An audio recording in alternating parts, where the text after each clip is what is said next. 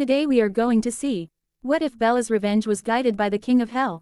So let's get started. Bella was pissed. After everything she had done for them. She couldn't believe Edward left again. Again, he said she was human and weak, easily breakable. She wasn't weak, he was. She wasn't the one that flew to Italy to beg for death like some little bitch.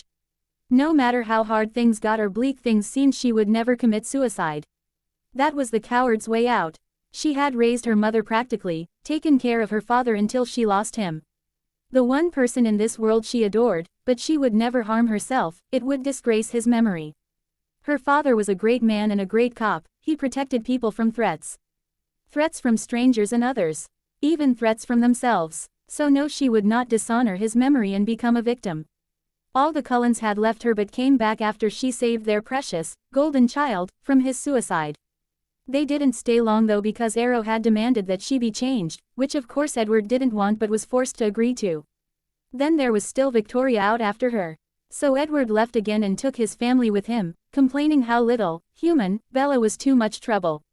That the danger she attracted would cause harm to his family and she was too weak.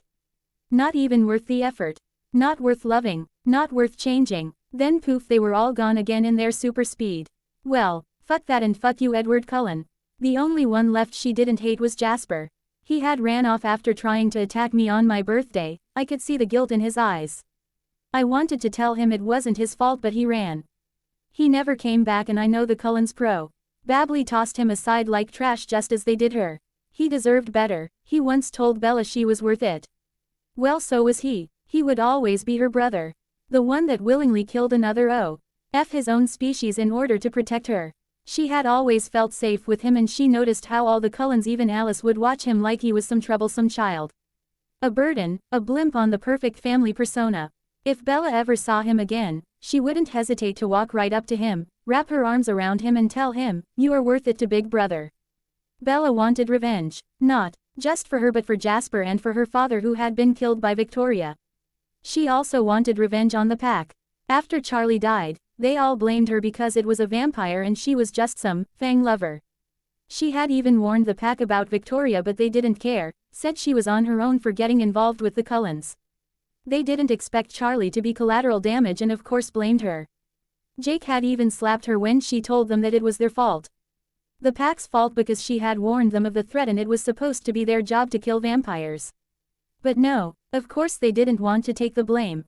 It was Bella's fault for being close to vampires. It was Bella's fault for being weak. Bella's fault. Bella's fault. These words shouted in her brain.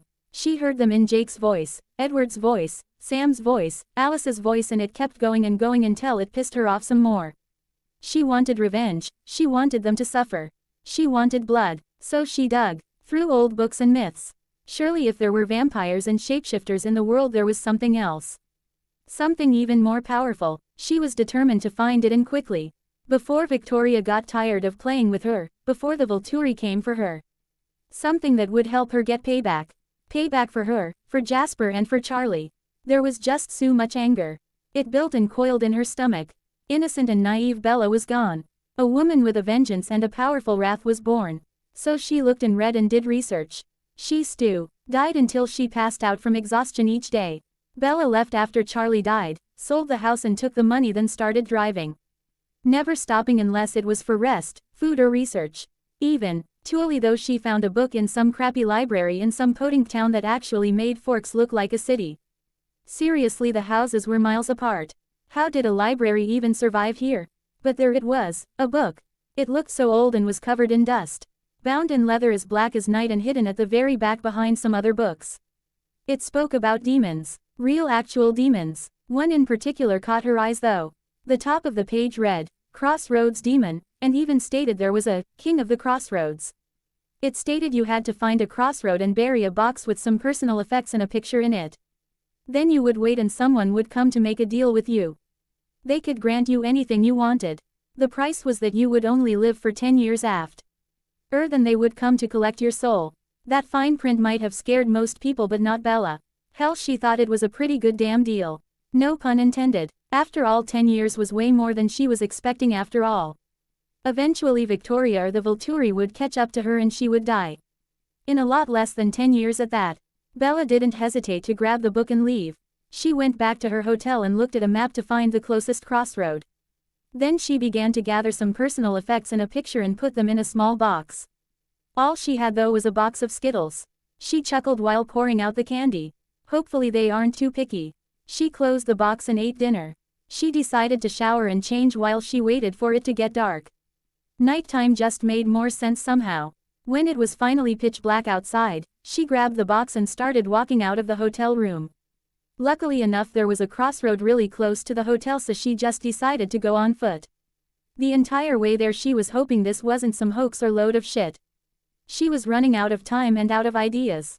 It only took about 15 minutes to reach her destination. She kneeled down in the middle of the crossroad and began to dig a shallow hole with her hands. After she deemed it deep enough, she placed the box inside and covered it up, patting down the dirt to make it snug. Bella stood up, slapping her hands together to get rid of the dirt while mumbling to herself, "Hope this works." "Oh, it did, but you are not my usual client," spoke a D.P. baritone voice behind Bella, startling her. "Holy shit," she shouted while jumping, then spun around to face the person who spoke. The man chuckled. "Not wholly, I'm afraid. But you are amusing." Bella took in the man before her. He was right under 6 foot tall, broad shoulders, dark hair, blue eyes with a scruffy face she found very sexy. He was wearing an all-black very nice suit that was tight against his chest and only made him even more appealing. Bella cleared her throat while blushing. "Alright, sorry. You startled me. I'm Bella. Are you one of the Crossroad Demons?" Crowley Pav. Crowley took in the young maiden before him. He was very intrigued. Usually it was men coming to the crossroads asking for fame and fortune. Or if it was a woman, asking for beauty. This woman was different. She didn't need to ask for beauty, for she was already breathtaking. Long thick brown hair with streaks of red. Brown eyes that had tinted the color of warm honey when the street light shined in them. Short and petite. Red lips. She was wearing tight blue jeans that clung to her figure. Black combat-type boots. Black leather jacket and a blood-red tank that was low enough he could see the swell of her breasts. AC cup. Perfect handful. Just the way he liked it, but he pushed these thoughts aside. He was here on business. He looked within her soul to determine if he could tell what she wanted. But this only further intrigued him. He almost couldn't do it. Something was pushing him out. He got close for only a second, but the quick look he saw only had him further confused. This girl's soul was light and pure. She had obviously never done anything bad in her life. It was the purest soul he had seen in a long time. What could this girl personally want from a demon? He tilted his head slightly, bowing. "Lovely to meet you, beautiful Bella. I am Crowley, and to answer your question, no, I'm not exactly a crossroad demon. I am the king of the crossroads," she asked while once again blushing, no fear in her voice. Only curiosity. Crowley had to smirk. This girl was either fearless or naive. He had a feeling it was the first. "Yes, you've done your research. What is it that you wish?" I have to admit that I wasn't expecting to get the boss man downstairs," she mumbled to herself, but quickly threw her hand over her mouth as her entire face burned red. Crowley threw his head back, laughing. "Downstairs? Ha, you truly are amusing, beautiful Bella. I haven't laughed that loud in centuries. Oh, I think I like you. I may even make you a special deal. What is it you want?" he asked, still chuckling. The young girl beamed. He didn't know if it was the praise or that she had made him laugh, but that smile only made her more radiant before his very eyes. Well, you see, what I want is actually complicated and probably a lot to ask for, so if you can't or won't do it, I understand. I'll just keep looking." She rambled on. He hummed. "I honestly can't imagine had a young, beautiful and healthy girl like yourself would want, especially that would require so much work. I also don't sense any greed in you. You're not looking for fame or fortune, I know. So what is it? I can't tell you if it's plausible unless you tell me what it is you desire." He watched as her hands became fists at her side and she shook slightly. "Revenge." She said it with such hatred and fire in her eyes it momentarily shocked the king of the crossroads. He certainly didn't expect that coming from such an innocent little thing. Her soul was so pure that if she died now, she would certainly go to heaven. He did not like that idea. Revenge on who and for what? And how do you want this revenge? He spouted out several questions. His curiosity spiked at her request. "I'm not really sure how, honestly. It's not something I can do myself, but I want to see them all suffer with my own eyes. I want them to scream. I want them to die. I want them all to die." She yelled the last word even though her voice trembled. "Fuck," She doesn't just want revenge, this girl wants a bloodbath. He certainly wasn't expecting this when he felt the call of a crossroad client. A girl hell-bent quite literally on her own revenge. An innocent and pure one at that. The way she spoke about it sent chills down his spine and caused a twitch in his cock. It had been a long time since anything caught Hi's interest and an even longer time since someone caught his interest. This girl did both. What did these people do to cause such dark stirrings in such an innocent soul? A soul he now desperately wanted. But not for the deal. Not for his job. No, he wanted it and the girl for himself. He wanted to corrupt her, to show her how to harness that dark within that was just bubbling for release. He wanted her to be his. The demon in him craved it. Clawing at his mind, it demanded it. He knew his eyes glowed for a moment when her head tilted slightly. His inner demon hissed, "Mine. Ours. Mate." Crowley was shocked. It couldn't be. All creatures had soulmates he knew, but it was damn near impossible for demons to find theirs. They collected souls. They didn't have them, but his inner darkness claimed her. So she was his. Thousands of years on this planet and he found her. He would keep her and kill anyone in the way. She was his. This thought made him smile in a way that most would find mean. Ching, but his Bella just cocked an eyebrow up at him. He chuckled. "As you wish. I do want to know why, however. Perhaps we can speak somewhere more private and comfortable." He winked at her, watching her cheeks flush. Perfection, he thought. "Do you live in this area?" "No, I'm just passing through. I'm staying at a hotel near here we could go to. It's only about a 15-minute walk from here." Sounds exhausting. I have a better idea." Crowley walks right up to the girl and wraps his arms around her waist. Then in a blink they were gone and just as fast reappeared in her hotel room. He suddenly lets her go only for her to grip onto his arms for balance.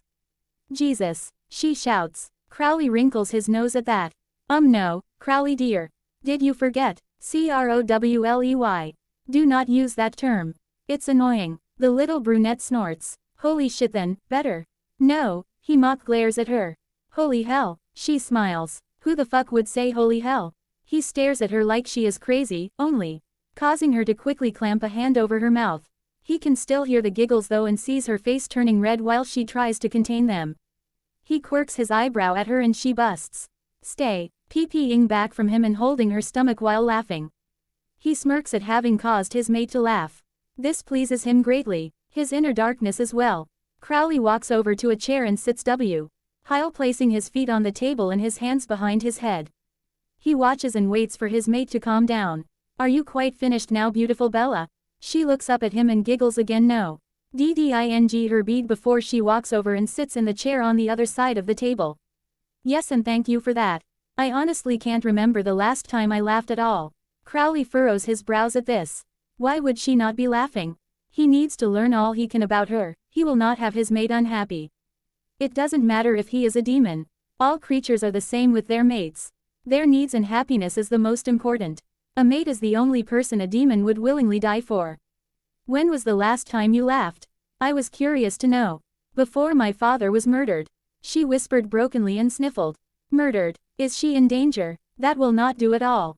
Before he can ask anything else, however, Bella speaks again. "I read that the deal is you grant my wish and I get 10 years before you get my soul. I'm okay with that, honestly. Just help me, please, Crowley." He loves the way his name sounds coming from her lips, but he doesn't want her dying. If she dies before she has accepted the darkness within her, then she would go to heaven and he would lose her. Unacceptable. Why are you okay with dying so quickly? I needed to know. Because 5 or 10 years is more than I have now. So to me it's a good deal. If things stay the way they are now, I'll be dead soon, but I refuse to die till I make everyone pay for betraying me. Hurting me and my father. For their lies. Dead soon. Dead soon. Dead soon. He can hear his beast chanting this with a hiss and he is not happy. This means she is in danger. From who though, and who killed her father? Why? Was it to torture his mate? If so, there would be a massacre. He would drag them all to hell personally. Crowley takes his feet off the table and sits up in his chair. He leans forward to look in her eyes while his own glowed red with his anger. "Tell me everything, Bella Pav." "Everything." He wants to know everything. I guess I should have seen that coming, but what if he thinks I'm weak as well? For some reason his opinion truly matters to me. What if he finds me weak and bothersome as well? Would he still be willing to help me? He's the only chance I have to get out of this mess. I have no choice. I sit. Up straighter while biting my lip as my nerves hit me. I look up at him to see his eyes that were glowing turn back to normal and quickly dart to my mouth then back to my eyes. Damn, why does he have to be so sexy? Sigh, here goes nothing. I lean forward with my elbow on the table and my chin in my hand while looking at him I start my story. I'll try to tell you everything while still keeping it simple. Basically I moved to Forks, Washington to live with my father a while back. He was a great man and the chief of police. Everyone loved him. While I went to school, I met a boy named Edward. I became infatuated with him. I thought it was love but really, I was just curious why he was so different. His family too. It became an obsession. I've always been a curious person. Anyways I came to find out him and his family. Adoptive of course. We're all vampires. Cold ones. He claimed I was both his singer and his mate. Which never made any sense to me. How am I supposed to be your soulmate if you are constantly wanting to eat me? Anyways I gave him a chance though and we started dating. Some nomads came through and the leader decided I would be a fun snack. He beat me all to hell and it me before Edward and his family showed up. Jasper, the only one of the family I still care about, killed the nomad while Edward sucked out the venom. He didn't want me to turn. A while later the family threw me a birthday party I did not want. I cut my finger opening a present. There was a drop of blood. Jasper tried to attack me. He's an empath so he felt the bloodlust of himself and 6 others so of course he snapped. It didn't help when Edward pushed me out of the way so hard, I fell through a glass table. Jasper left and I never saw him again. I knew he felt ashamed and guilty even though he shouldn't have. And that damn family didn't care enough about him to even look for him. She slammed her hand down on the table. Someone they claimed as a son, a mate and a brother. Carlisle, the father figure, stitched me up. A couple days later Edward took me in the woods and broke up with me saying I was a toy he was tired of playing with. I got lost, ended up in the rain for hours. Damn near died of hypothermia. One of the shifters found me and carried me home to my father who took care of me. They're this tribe of Indians that turn into giant wolves. Anyways, I tried moving on but it hurt to be tossed aside so easily. There was a spot near the beach where locals would go cliff diving. I thought I'd give it a try, just something to distract me. It was fun but when I got home Alice, Edward's sister, was there. She can see the future kind of. Anyways she thought I had committed suicide when she saw me jump from the cliff and apparently dumbass Edward was so upset, he decided to go to Italy and ask the kings there to grant him death. I didn't want that on my conscience so I went to save him. Ended up in front of the kings begging for him to be spared. They granted it if Edward promised to change me, which he did. Went back to Forks. Found a note in my room on my bed from a vampire named Victoria who was the mate of the nomad Jasper killed. She said she was going to make me pay for causing his death by killing everyone important to me. I told the Cullens, Edward's family, and they decided to just up and leave. That I wasn't worth the trouble or the risk of any of them getting hurt. So I told the shifters since it's their job to kill vampires and any threats they make. They told me I was on my own for being a fang lover. About a week later I came home to find my father's corpse in the living room. If you can even call it a corpse. Her lip quivered as tears silently started to fall down her cheek. The walls and ceiling were painted red with his blood. An arm hanging on the ceiling fan. A leg on the stairs, his torso propped up in his favorite chair. His head was on a plate on the kitchen counter with a note nailed between his eyes saying this was just the start, love Victoria. The pact kicked me out of the town saying it was my fault he died even though I warned them. I sold the house, took the money and have been on the road since. Now I'm on my own with Victoria and the Volturi after me. And so much hatred it burns. Hatred towards everyone I always thought was family to me. Hatred for losing the only real family I had. And everyone keeps blaming for being the weak little human and I'm fucking pissed. I want them to feel my pain. I want them to feel what it's like to feel weak. I was all but screaming at the end. My tears streaming down my face. I hadn't allowed myself to cry yet. Not for the betrayals and not for Charlie. Suddenly I'm in Crowley's lap. What's he doing? He places a finger under my chin and lifts my face. Look at him. My crying slows when I feel his thumb slide up my face and gently wipe away my tears. It is okay beautiful Bella. Cry if you need to. Get it all out so you have room for the hatred they so deserve. You my dear are not weak. After everything these bastards have done to you, after all the people who turned their backs on you and after losing your father, you still fight. You didn't quit. You came looking for a way to make them pay. And they will. I will grant you what want. Anything you desire. What will it cost? I whisper, my throat sore from shouting. The price didn't matter to me as long as they all suffered. We will discuss the price after you cry and get some sleep. I already said I liked you and would work out a more generous offer. Well my dear, now I admire you and your strength. He chuckles, cry then sleep. I will not leave your side while you do so. I don't want any of these enemies getting a hold of you. I need you alive if I'm to grant you your wish, so for now you have yourself a bodyguard as well. Consider it a part of the deal. Worry about the rest tomorrow. Okay, thank you, Crowley. I'm glad that stupid box in the ground worked. You should really try getting an email or something. It would be way easier. Bella felt his chest rumble while he laughed and it eased her heart. She felt safe for the first time in a very long time. Safe enough to close her eyes and fall asleep against his chest. After all, she had vampires after her. Where was safer than in the arms of a demon? And she didn't have a single nightmare. Crowley Pav. Crowley was seething. How could these people claim to be her friends? Her fucking mate, and abandon her? No wonder she wants revenge. She will have it and more, for he wants them to pay just as much. They almost got his mate killed before he found her.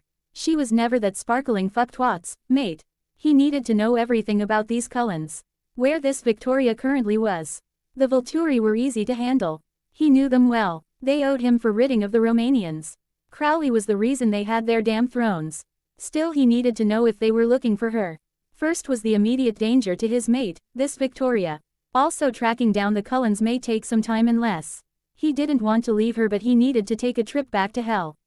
He had plenty of demons that were once vampires. The vampires on Earth constantly whining about how they don't have souls when in fact they do. It's their choice to become monsters.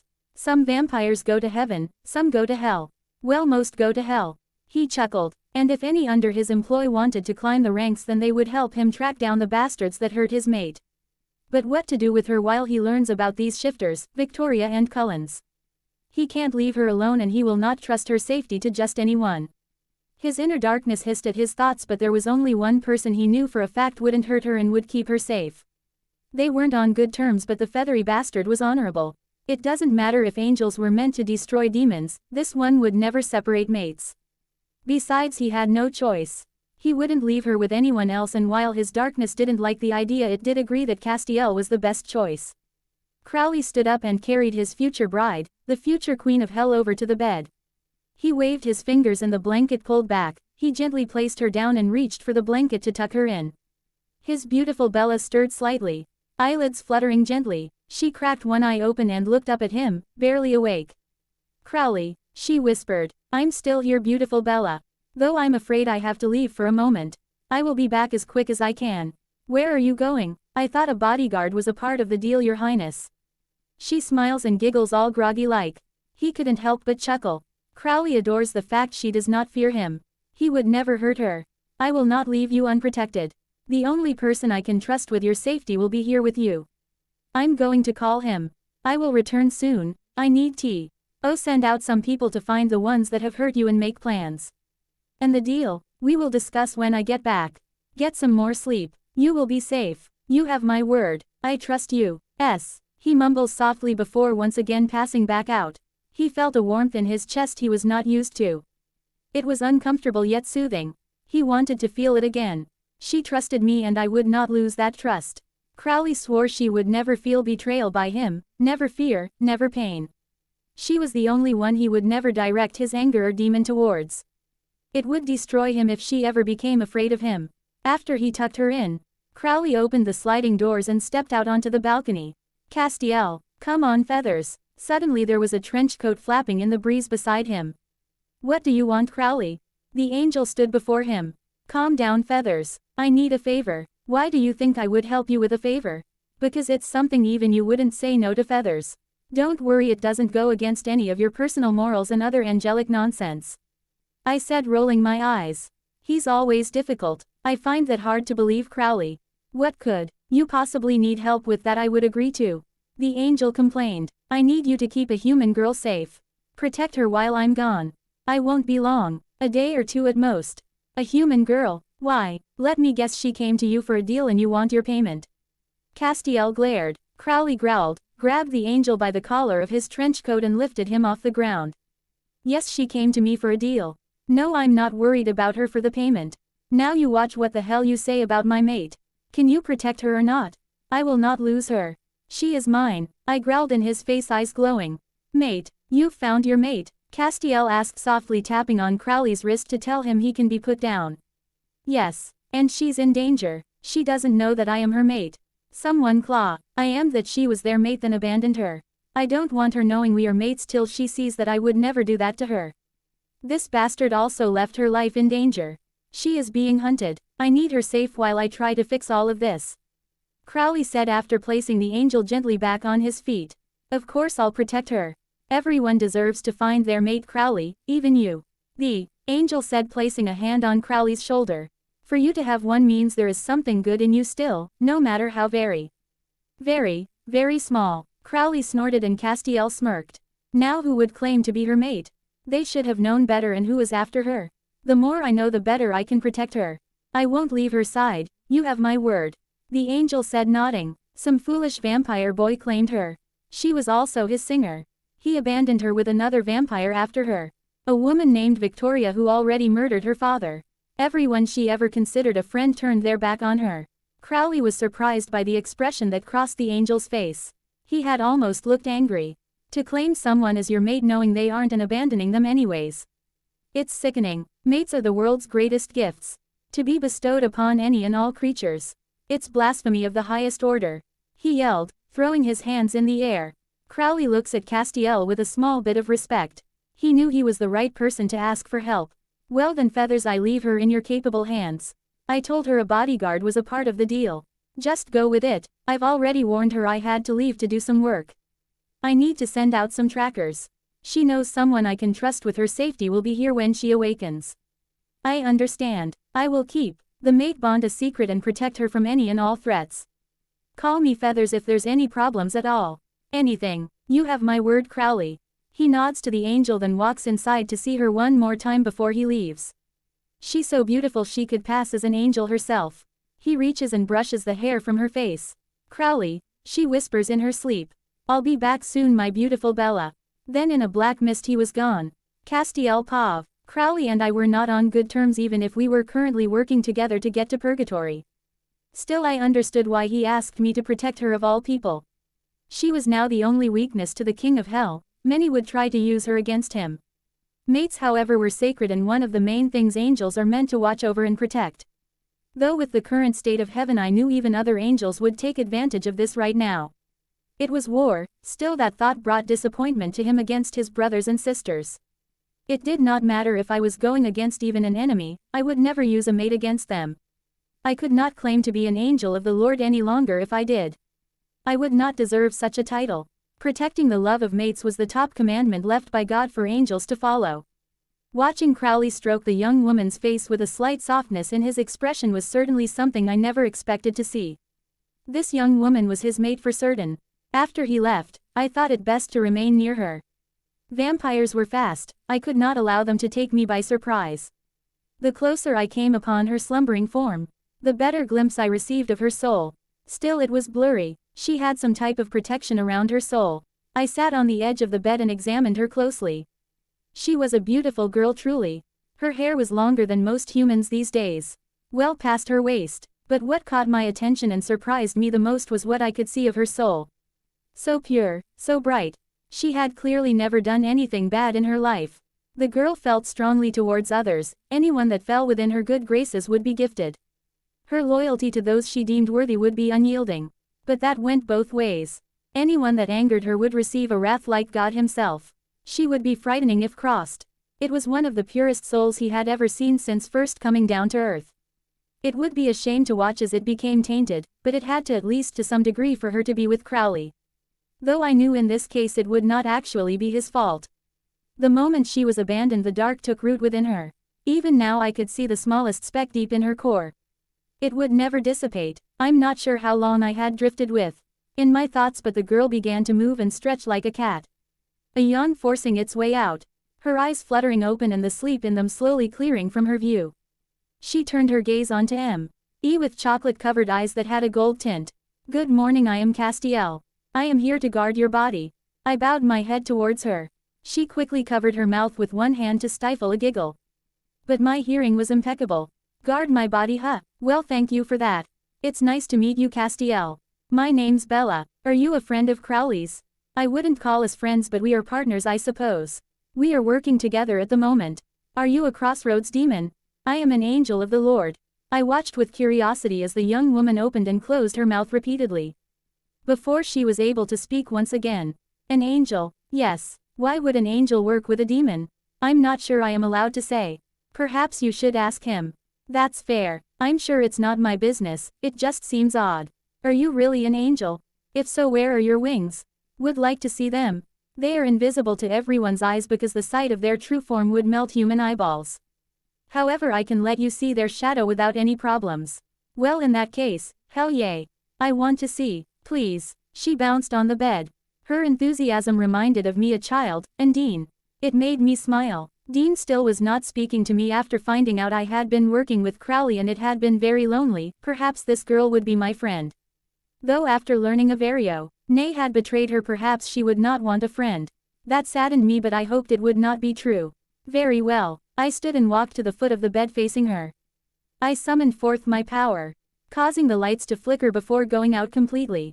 My wings stretching out, I knew when their shadow appeared on the walls behind me because Bella's eyes grew wide. Holy shit, she whispered. Closing my wings back, I approached a chair near the bed and sat down, furrowing my brows with confusion. How can shit be holy? I have never heard of this. Is it a spell? I asked. The girl took me by surprise when she fell back laughing so hard, she tumbled right off the other side of the mattress. Before I could stand to check on her though, she was already crawling back on the mattress with tears in her eyes.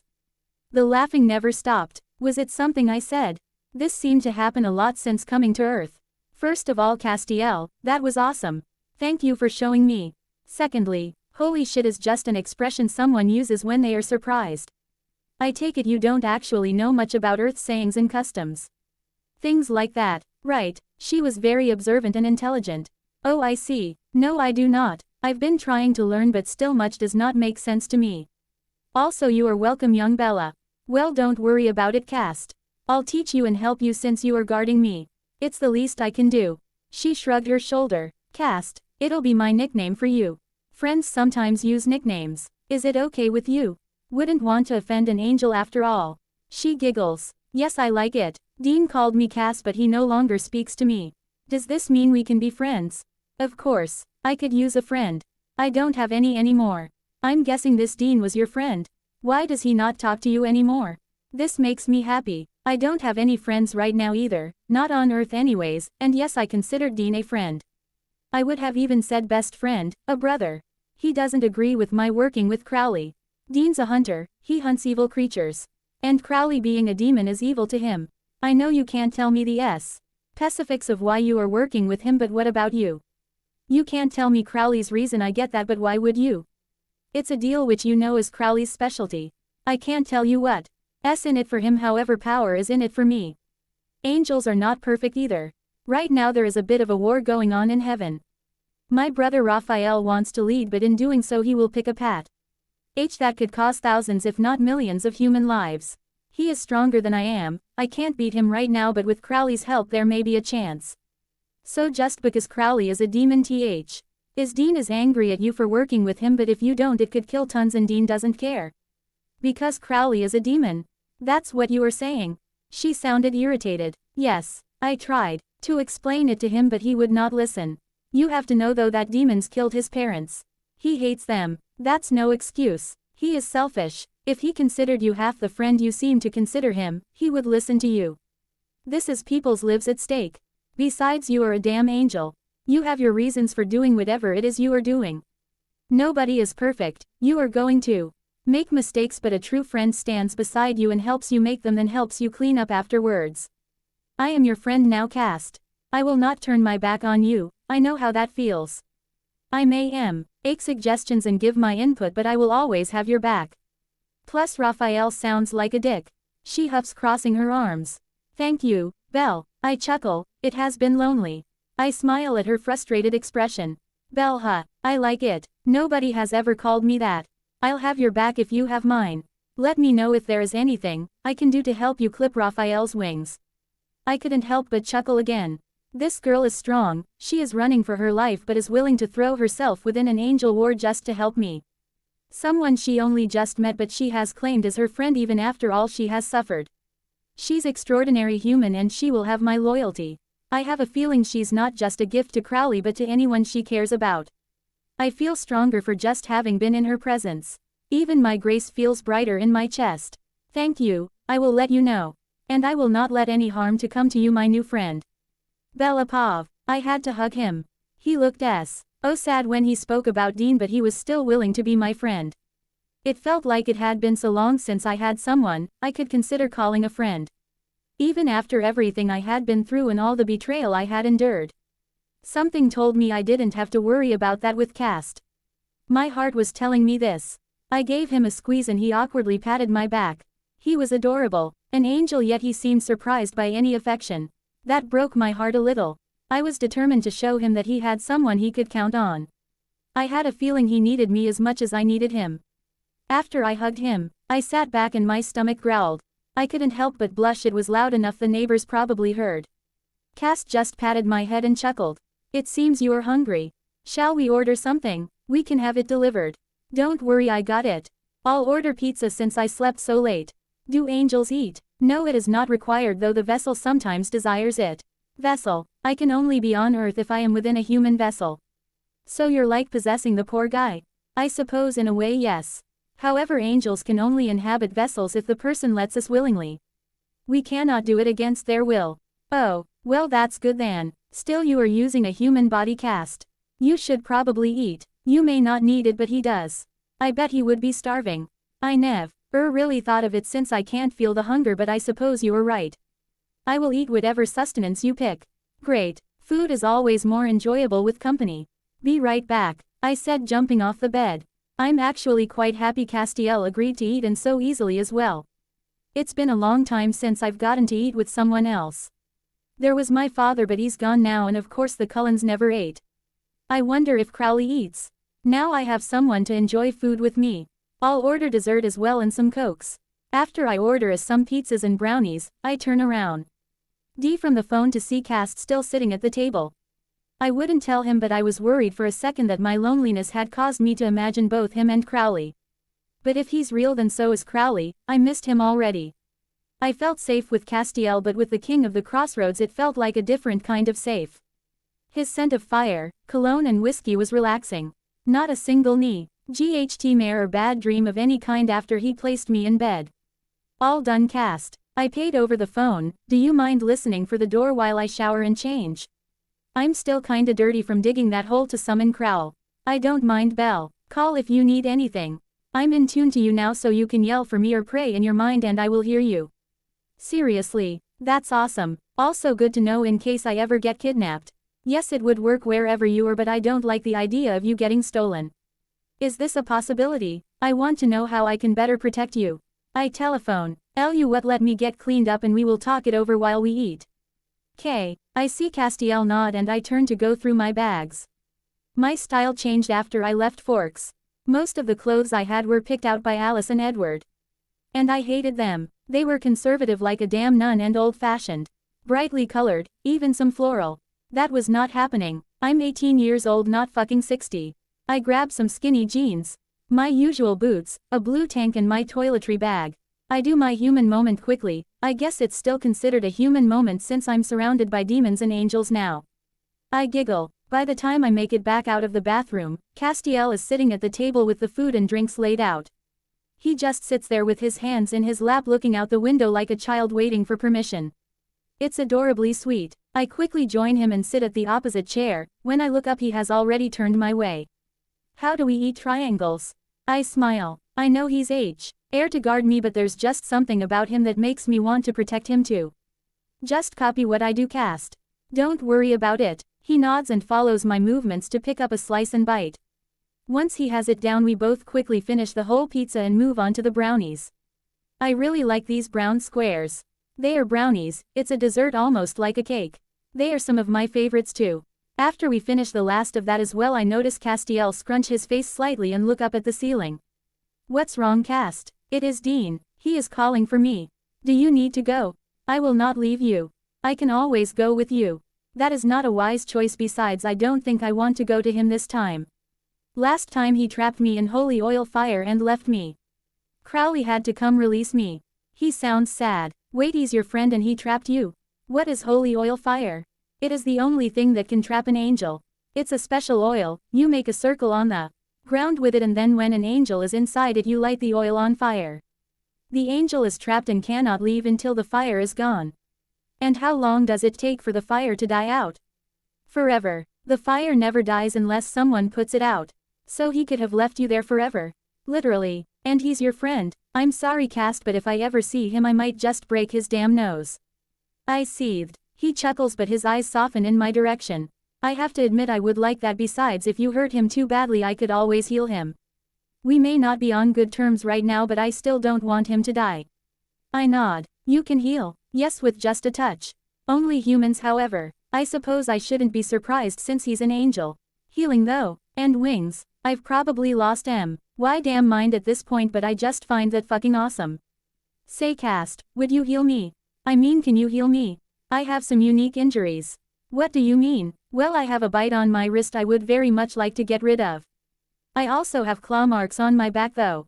I don't want any marks on me from the people that hurt me. Let me see, and does Crowley know of these injuries? No, he doesn't. I didn't think it was important. I tell him as I place my arm on the table for him to examine.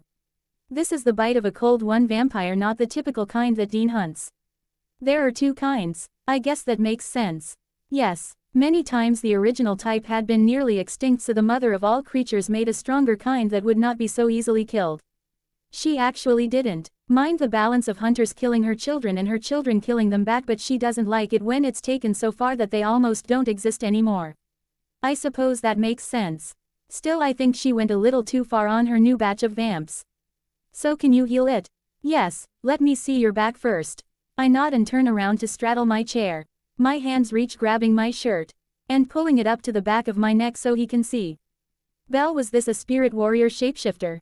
Yay, it was. Blasphemy. Spirit warriors are supposed to protect humans. That's what God created them for. As another line of defense against all the different creatures in the world that prey on humans. I couldn't help but snort at that. Well, I think God may need to remind them of that because I warned them that a vamp was coming to hurt me and possibly my father, but they basically said fuck you. After my dad got killed they blamed me and attacked me, telling me to leave town or they would kill me. That the only reason they let me live is because I was my father's daughter, they would rather watch me die. I said quietly. It still hurt that they turned on me even as angry as I was. They will pay Belle. Since God created them, angels can stop them from shifting, and when Crowley finds out about this, they are going to die. Good, I whisper. I wanted them to pay. They could have easily gotten rid of Victoria. Selfish assholes. They hate the Cullens but ignore the fact that they're acting just like the very creatures they were raised to despise. Though why would Crowley be upset about this? I'm nothing but a client of his. There, you are all healed. Cast's voice broke through my thoughts. Already, but I didn't feel anything. I look down at my wrist and sure enough the mark is gone. Even the area around it is warm and back to its natural temperature. I run to the mirror in the bathroom and turn to see my back is completely smooth once again. The tears fall because I'm so damn happy. I don't mind scars, but I didn't want any from them. It only reminds me of their treachery. I can't stop myself from running back in the room and hugging Castiel. Thank you, Cast. I look up and he's smiling down at me while patting my head. You are welcome, Belle. What should we do now? Let's watch a movie, maybe I can teach you some more things about humans. I take his hand and we sit down next to each other searching for something to watch. This oddly feels kind of like home. Crowley Pav. Meanwhile with Crowley, while Castiel is getting to know Bella. So much work to get done in so little time. I want to get back to my mate, damn it, but she needed to remain a secret for now. As king of both Hell and the Crossroads I had plenty of enemies, but so does my darling Bella. Hers would be easy enough to rid of when I found them, and hopefully when I'm done with that I will have wooed her and convinced her to come back to Hell with me. Still, I was confident I had left her with an able bodyguard. Feathers and I may not be buddies, but I know he's noble. I however wasn't expecting how strongly he felt about the ideas of mates in general. It truly seemed like he would smite anyone who tried to separate Bella from him. I would have to ask him about that when I returned, but I at least knew Bella was in good hands. The moment I stepped within my throne room, I hadn't even taken 4 steps before I was bombarded by my main advisor. More like secretary. Sir, where have you been? You have paperwork on all the new souls we are getting daily with the chaos upstairs the mother is causing. I was making a deal. But sir, you have lesser demons who can handle the crossroads for you. I think you sometimes forget that I am king of that as well. I will not slack on either duty or title. As for the paperwork, send it to my computer through email, I will handle all of it from there for a while. There are other things that require my attention at the moment. Only call if it is an emergency. Otherwise I'm not to be disturbed. Make sure there are plenty of demons to handle the crossroads as well, and send in some of the demons that used to be those ridiculous disco ball vamps. Particularly a tracker if you can find one.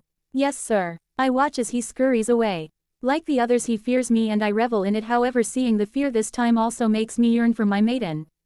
The fearless look in her eyes when she gazes at me. I wonder what her and Feathers is up to now.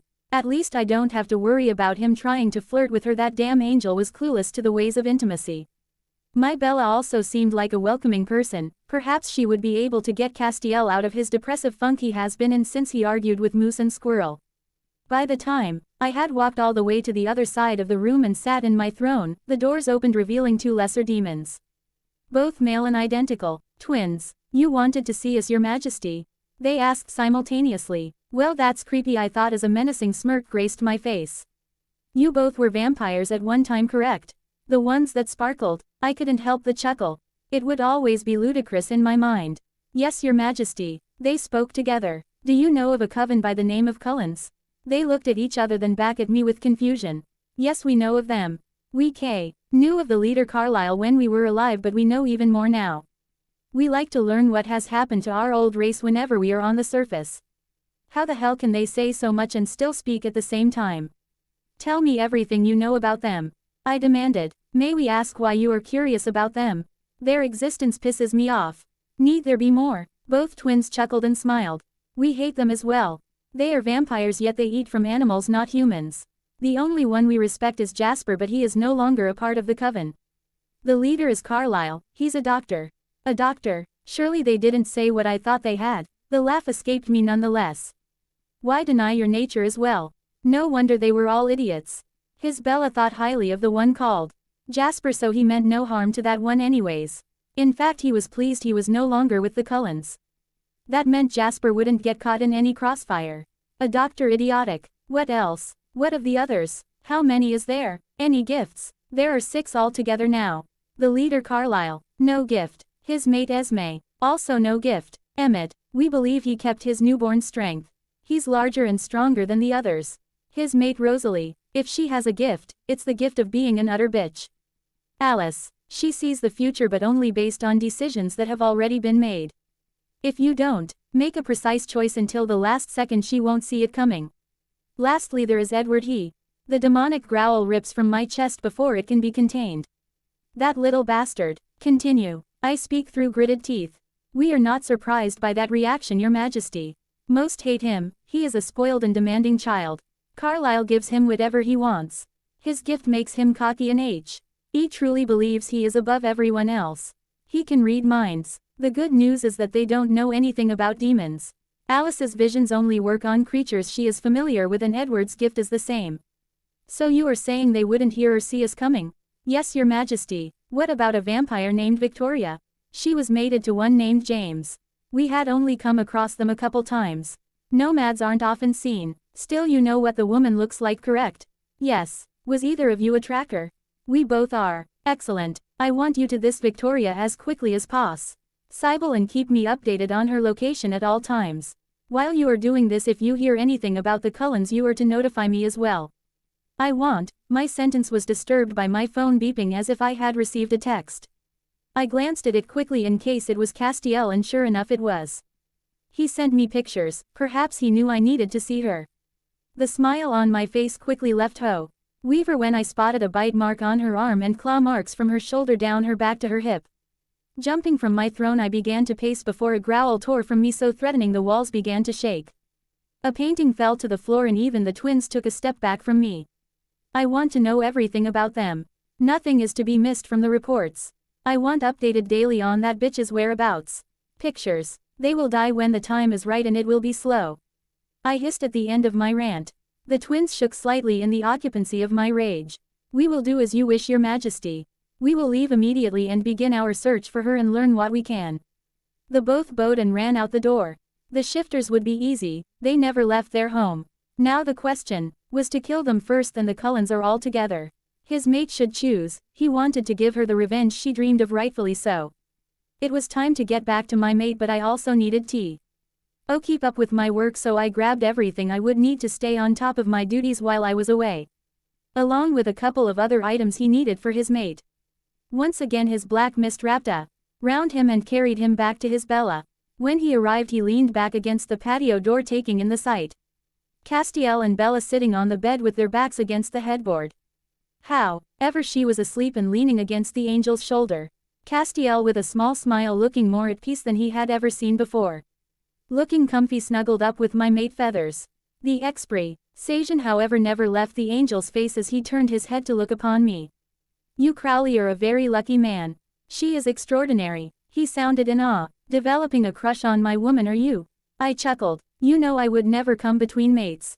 That being said, however, she is truly the mate others aspire to have. Many will envy you, they may even try to take her from you, but I will help you kill any who threaten her. There was a serious and threatening tone to his voice. My mate seemed to have entranced herself a guard dog. Normally one was territorial and jealous when it came to their mates, but in this case I was not. Firstly, for the fact that this now meant she was even more protected. Secondly, he knew Castiel would never try anything, and thirdly, he highly doubted Castiel was man enough to handle his darling Bella. She had fire in her. So will I, Feathers. I'll paint the streets in the blood of anyone who tries. You have my full support and she has my loyalty. He agreed. And how exactly did she gain your loyalty so quickly? I wasn't gone long. No, you were not. I expected longer actually, but I'm sure the call to your mate was troublesome even for you. I believe she felt it as well. A couple times I caught her rubbing her chest where her heart is.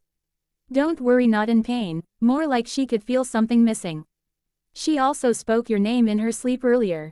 As for loyalty, she said that we are friends and she would always have my back. How can I not do the same for her? I may be in the middle of war in heaven, but I want to be a part of making the ones who hurt her pay. Especially the child that lied about being her mate. Castiel said through clenched teeth. Yes, the angel was certainly pissed about that.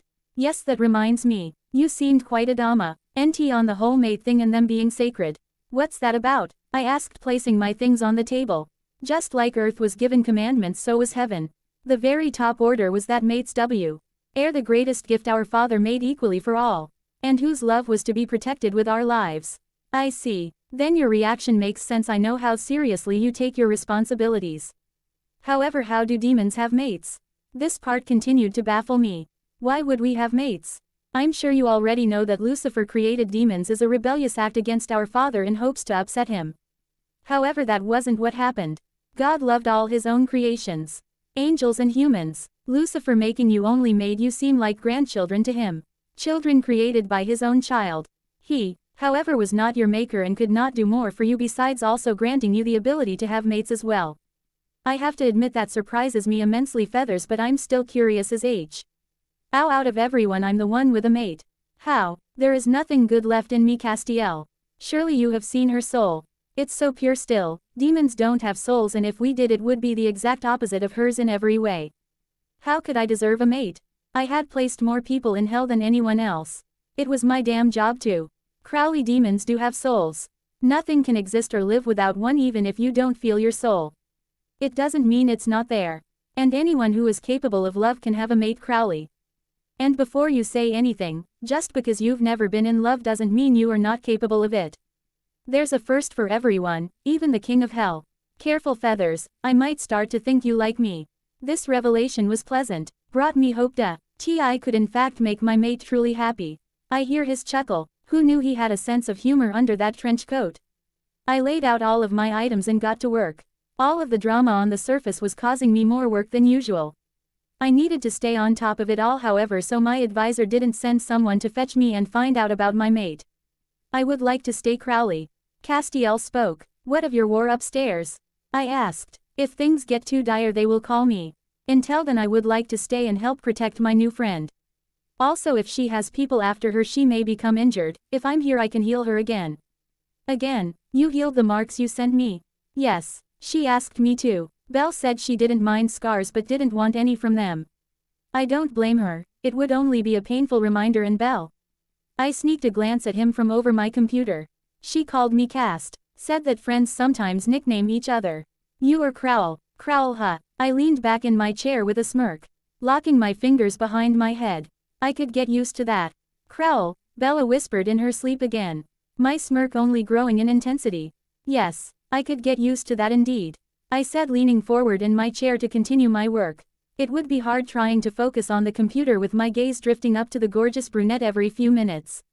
Bella Pav. I awoke to the sounds of a phone ringing and, bugger. Damn it. By the window stood Castiel with a cell phone in his hand, which I found hilarious considering you can call the man through prey radio mind waves. Crowley was back. I bit my lip admiring him in another one of his fancy black suits, this time with a red tie. He was glaring at his computer, obviously pissed about something. An angel and a demon in the same room. Giggling, I sat up. Morning you two. Welcome back, Crowl. The glare on his face immediately disappeared as his eyes landed on me. He flashed a sexy smirk. Morning darling. Did we wake you? Castiel walked to the end of my bed. I apologize if my phone disturbed your rest, Belle.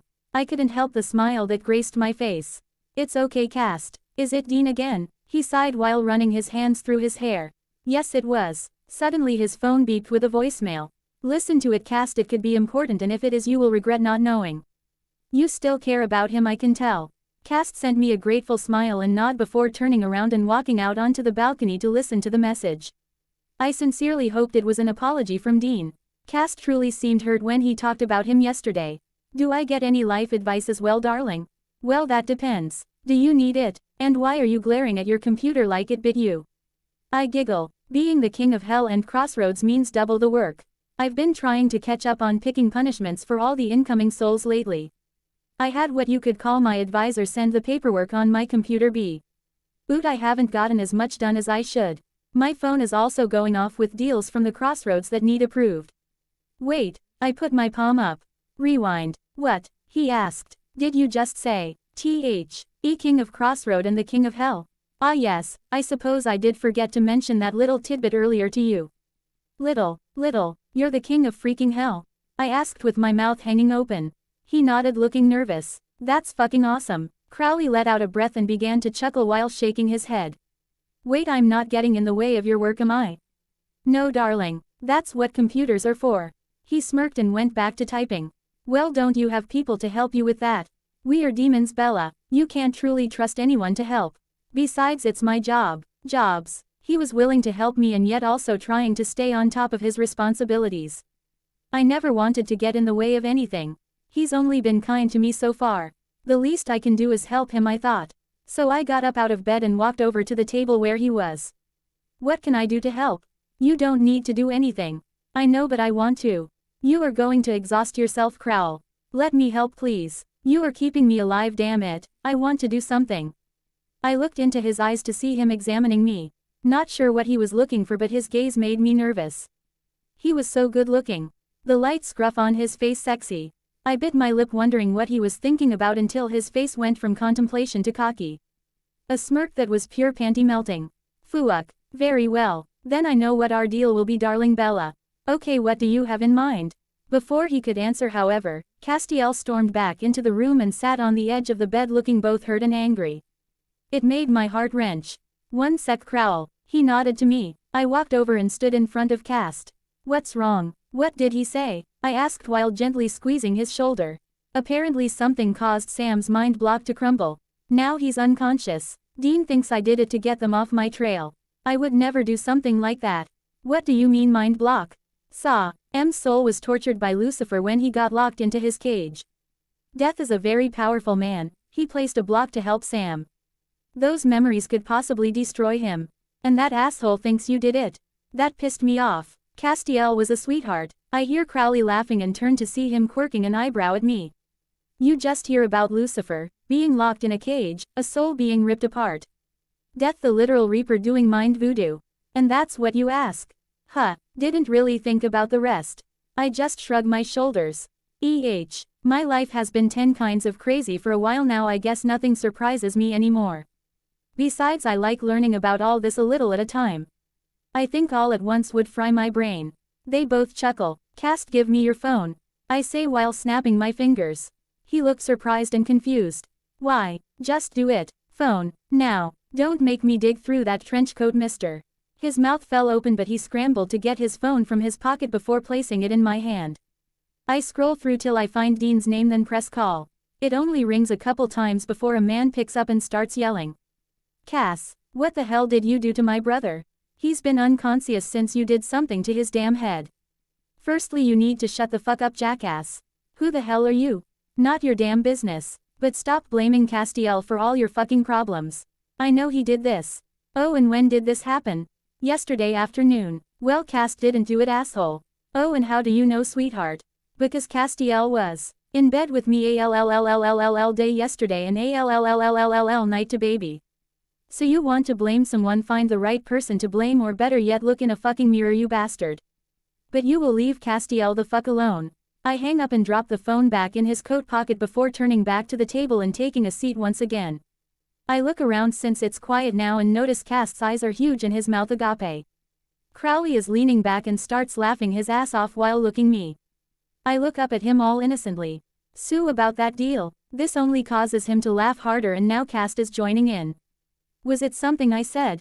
I shrug my shoulders. Thank you, Belle. Nobody has ever defended me like that before. Castiel smiles with a blush. He looks truly grateful. That's what friends are for, Cast. I send him a wink. Are you quite done being a naughty little girl, darling?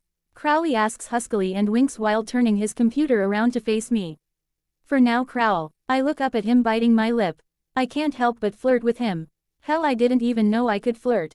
Saucy minx. He chuckles. Now as for the deal, it's quite simple. I do in fact need help keeping up with my work, so in exchange for me helping destroy your enemies and keeping you safe, you will be my personal secretary. That actually doesn't seem like much of a deal, Crowl. At least not for you. On the contrary, darling Bella. You will be my secretary till I choose otherwise. Maybe a year, maybe 10, he looks at me and smirks. Maybe 100, 1,000, wwwhat. I don't understand. I'm just a human, I can't live that long. Agree to this deal and you will no longer age, Bella. You will work for me as long as I choose it. I need someone I trust with me. You know what being betrayed feels like, you won't do it to me. You will technically be immortal, however you can still be killed. So the entire time you work for me I will continue to be your bodyguard. Plus feathers over the Ree will always be flying around somewhere as well. I'm sure you would have him as a guard still also. Sue, I can stay with you both forever. You would want to keep me. My voice started to crack and my lip quivered slightly. I've tried so hard to keep everything under control, but I honestly wasn't expecting this at all.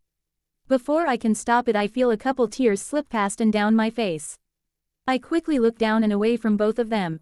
I hear a growl, then a door slam that causes me to jump. There's a hand on my shoulder and I look up to see Cast. Don't cry, Belle. Yes, we want to keep you with us always if you will have us as well. I would certainly like to have my friend still, decades, even centuries from now.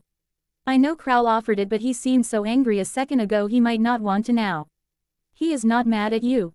He is mad at the ones that made you feel as though you should doubt such things. It angers me as well. Even now I can hear him outside pacing, saying something about stringing up a boy and using him as a decorative lamp. Castiel chuckles. I quickly clamp my hand over my mouth, but I can't stop the giggles. Thank you, Cast. I'll go calm him down. He nods as I stand up and walk out the door. Crowley is leaning up against the wall a few feet away. His hands in fists, teeth clenched. I decide, fuck it. It worked on an angel, maybe it will work on a demon. So, I strut right up to him and wrap my arms around his waist. Placing my chin on his chest, I look up at him. Come on, boss, you gotta show me what to do. I can feel the tension leave his muscles and that same cocky smirk takes its place on his face as he looks down at me. Very well, Bella darling. Does that mean we have a deal? Yes, Crowl, we have a deal. I say, blushing. Do you know how a deal is sealed when it's made? I don't remember anything in the book telling me about that part. No. I tilt my head to the side curiously. Crowley pushes himself off the wall and wraps one of his arms around my waist. The other hand grabs me by the chin and tilts my head back. He leans down to where his lips are only an inch from mine. With a kiss, he growls before placing his lips roughly against mine. This was the kind of kiss girls dream about and books describe. The heat alone, the kiss was burning like breathing in the very flames of hell. But it didn't hurt, no. He tasted of smoke and whiskey. He pulled me tighter against him and I couldn't stop myself from wrapping my legs around his waist. Crowley grabbed onto my legs, turning to push my back against the bricks of the building. His fingers digging into the flesh on my thighs. When his tongue ran along my lips I opened for him fully. His tongue against mine was sinful. Delectable. I never wanted to stop. He was rough, demanding, and I loved it.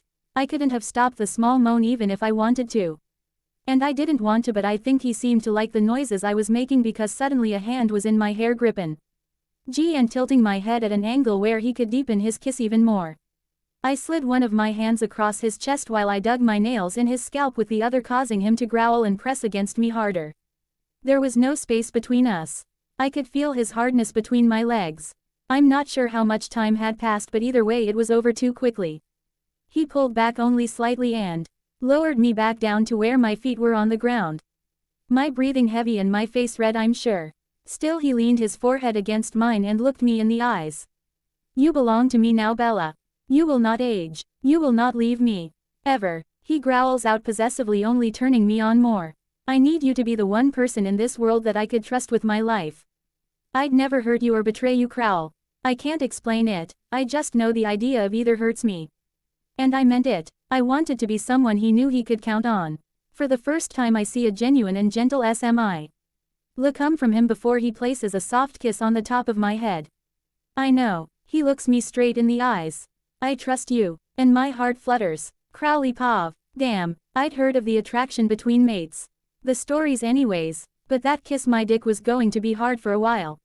She tasted sweet like candy, and I'll be damned if I don't have a craving for it now. I wanted to taste her everywhere. See if I could find other flavors too.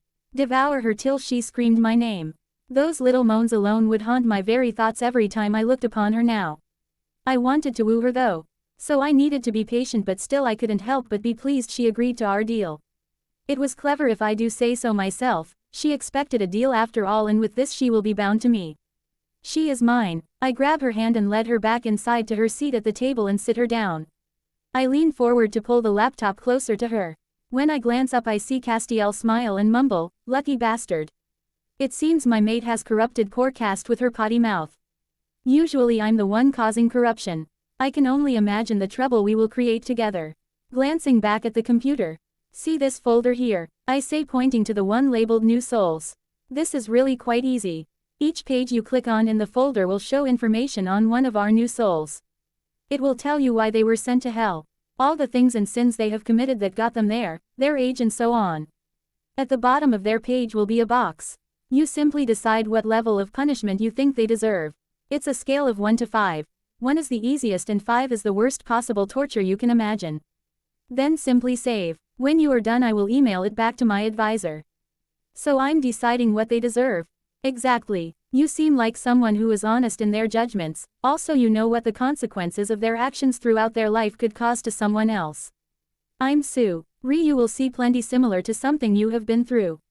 Who better to judge than someone who understands the plights of others and is as honest as you?" She started blushing at that. "Thanks, Crowl. I can handle this, don't worry. Focus on the crossroad deals." "Very well, I will be working at the table with you. I can do that work from my phone." Castiel stepped closer. "I am going to check on the state of heaven. I'll be back later." You hear the flapping of his invisible wings before he was gone. She worked diligently for hours without a single complaint. I had to force her to stop when her stomach growled. "Take a break, Bella darling. I'm going to order us some food." "Okay, I think I'll go shower and change." As she walks over to her bag to grab her things, I go to reach for the computer to see how much she had gotten done, but I get distracted by her ass in those skin-tight pants. Feathers was right, I am a lucky bastard. Bella is by far the most beautiful woman I have ever seen. Anyone who would leave or turn their back on her was a damn fool. After she walks into the bathroom and closes the door, I'm finally free to clear my mind of the deliciously naughty things her very presence brings to my thoughts. Ordering our food only took a moment. While I waited for it to be delivered I checked her work. She already had a couple hundred souls done. It was impressive. I noticed in her work that anyone who was involved in the harming of children was automatically a 5 to her. Which in fact was what I always put as well. I only checked a few because I trusted her judge. Meant but the ones I checked she labeled just as I would have as well. I placed the computer back as I heard the knock on the door. By the time the food was paid for and placed on the table, Bella was out of the bathroom and putting her things away. Her hair still damp and clinging to her face and neck. It had slight curls in it from the moisture. It was sexy as hell. Another pair of skin-tight jeans that made her ass pop out. A large baggy shirt that slid off one shoulder showing her creamy skin. She left off shoes and socks, leaving her feet bare, and I'll be damned if I didn't find her toes were sexy too. Everything about her was perfect. I hope you don't mind Italian, darling. I was craving pasta. God, I can't remember the last time I had pasta. That sounds great. Sighing, how many times must I tell you, not God. Crowley. CRO. She popped me in the shoulder on the way to her seat. I chuckle. Girl just hit the king of hell. Ballsy little thing. She grabs her food and twirls the spaghetti around the fork. You know, just because you're a king, your majesty, doesn't mean you have to be a royal dick. She grins before taking a bite. I don't need to eat, but I always have. The food's own humans made were quite delicious, and I finally had someone to enjoy a meal with. Even through eating we continued our work at the same time. I didn't mind. Her company is all I need for now. I'll never pressure my mate for more than she is ready for. Right now this is still just a business arrangement to her, even if the sparks between us are strong. She only eats half of her food before closing it back up and continuing our work. About another hour later I remembered what I wanted to talk to her about. I've sent some demons that used to be vampires out to find Victoria. They are going to keep me updated on her location once they find her, so there won't be any surprises. Awesome. Thank you, Crowley. Do you know anything about it yet? No, they haven't found her quite yet, but I'm sure they will be before the week is up. However, I did learn that Jasper was not a part of the Cullen Coven anymore. Yay, I figured they abandoned him like they did me. I hope he is alright. I could help you find out about that as well then. He is important to you. I truly considered him a brother. It's the way I feel when I'm around Cast.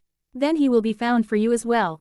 He may want to help with revenge on the Cullens after all. I honestly didn't think of that, but you were right. He deserves the choice at least. Very well, I will have the ones I sent after Victoria listen for anything involving Jasper. I'm also curious, we know exactly where the shifters are since they don't leave their land. Do you want to get revenge on them first or on everyone at once? We can do the pack first. I think having them all at once would cause too much trouble. Like you said, they stay on their land, so it'll be easy to get done. Plus Cast said he can stop them from shifting. Cast will probably want to be there for it. He seemed pissed about the whole thing. I was Belle, and I do want to be there. I want to see their faces when they find out they hurt the friend of an angel and our actions go against the very reasons God made them in the first place. We both turned to see Castiel leaning against the patio door. Well then, darling, that's planned. We can even take care of it in a couple days if you like. I just want to catch up on some more of this work.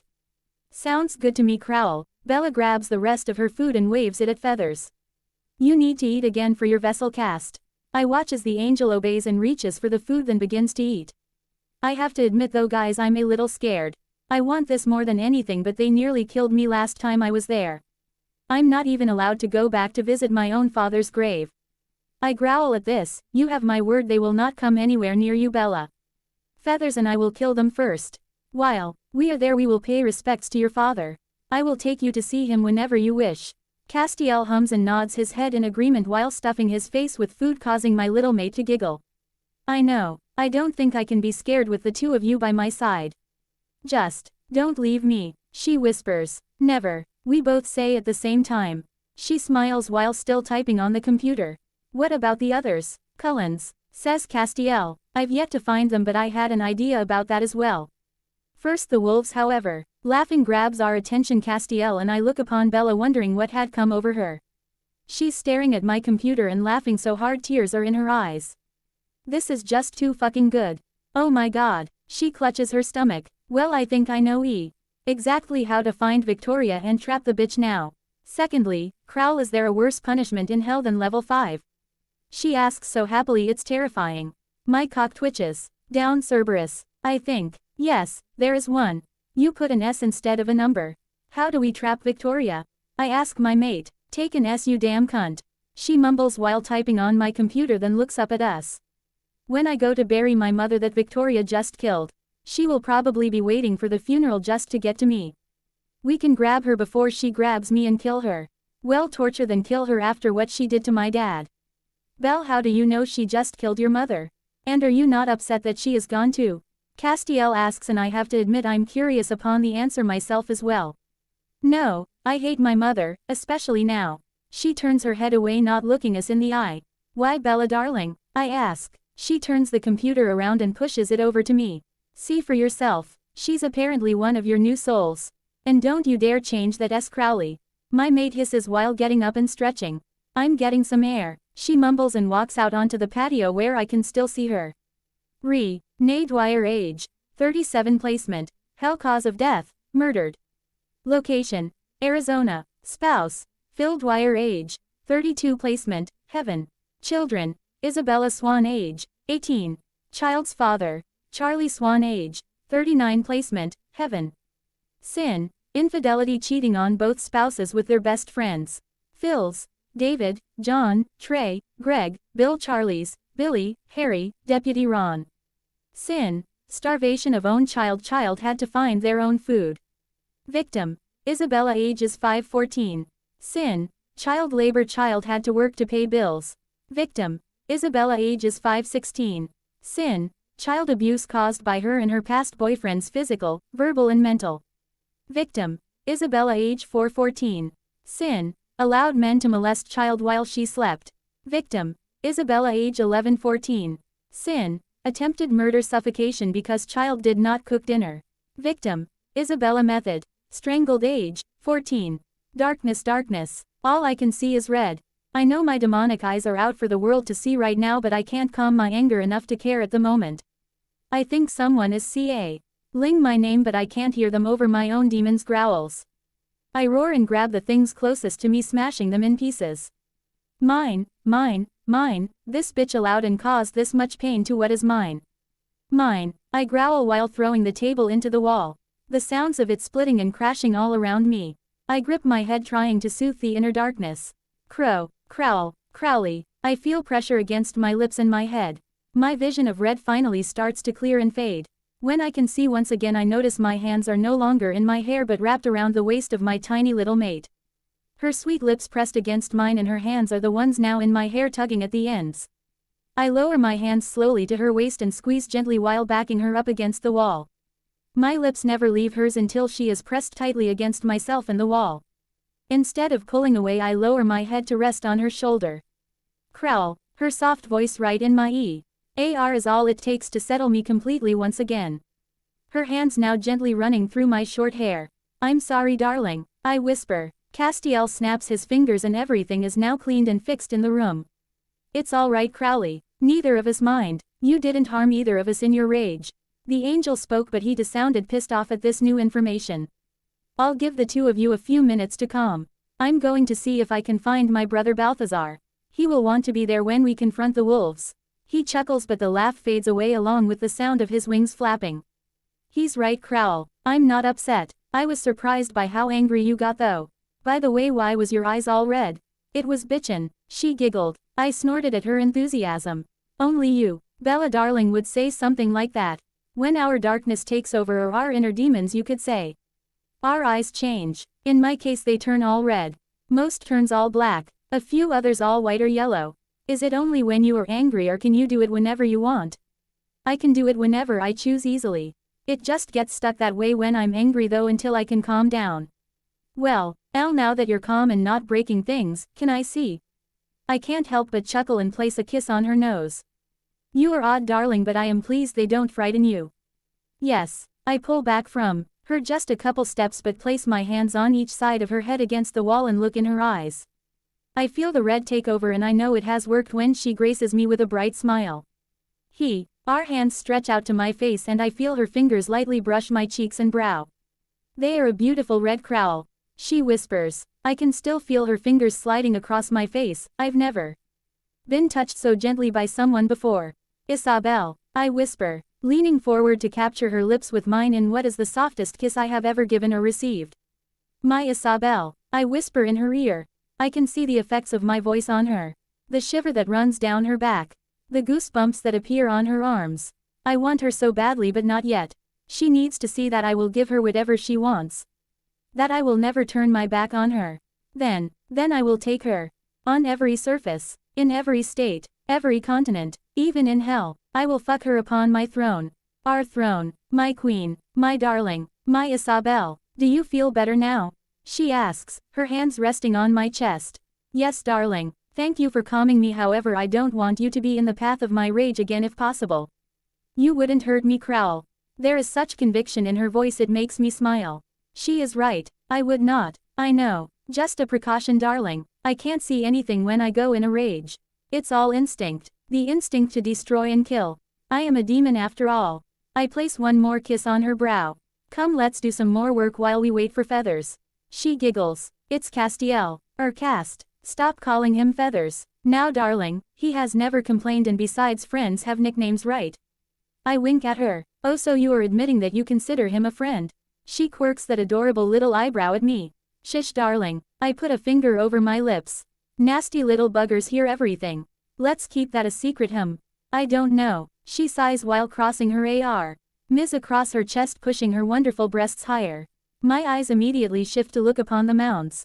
It'll cost you, Crowley. I'm not ashamed to admit that my eyes never leave her tits even when I respond. Are you bribing the king, darling?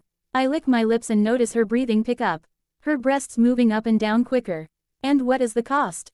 A request. She uses one hand to tilt my head up so I'm looking at her eyes now. One request of whatever I want, whenever I want it. At no cost. She steps forward, pushing her chest against my own. I can feel her nipples harden. Damn, no bra. She stands on her toes and places her lips to my ear. Your Majesty, she purrs. My eyes close momentarily while a groan slips out. My cock twitches against my zipper. When I open my eyes and look into hers, I notice I can see her soul much clearer now. The small dot of darkness within her bright depths pulses. And I know that whatever she is thinking about at this moment is either very naughty or very bad. It will add to her darkness. As you wish, Bella, darling. You have a deal. I smirk at her. A deal, huh? And the smile I receive is positively wicked.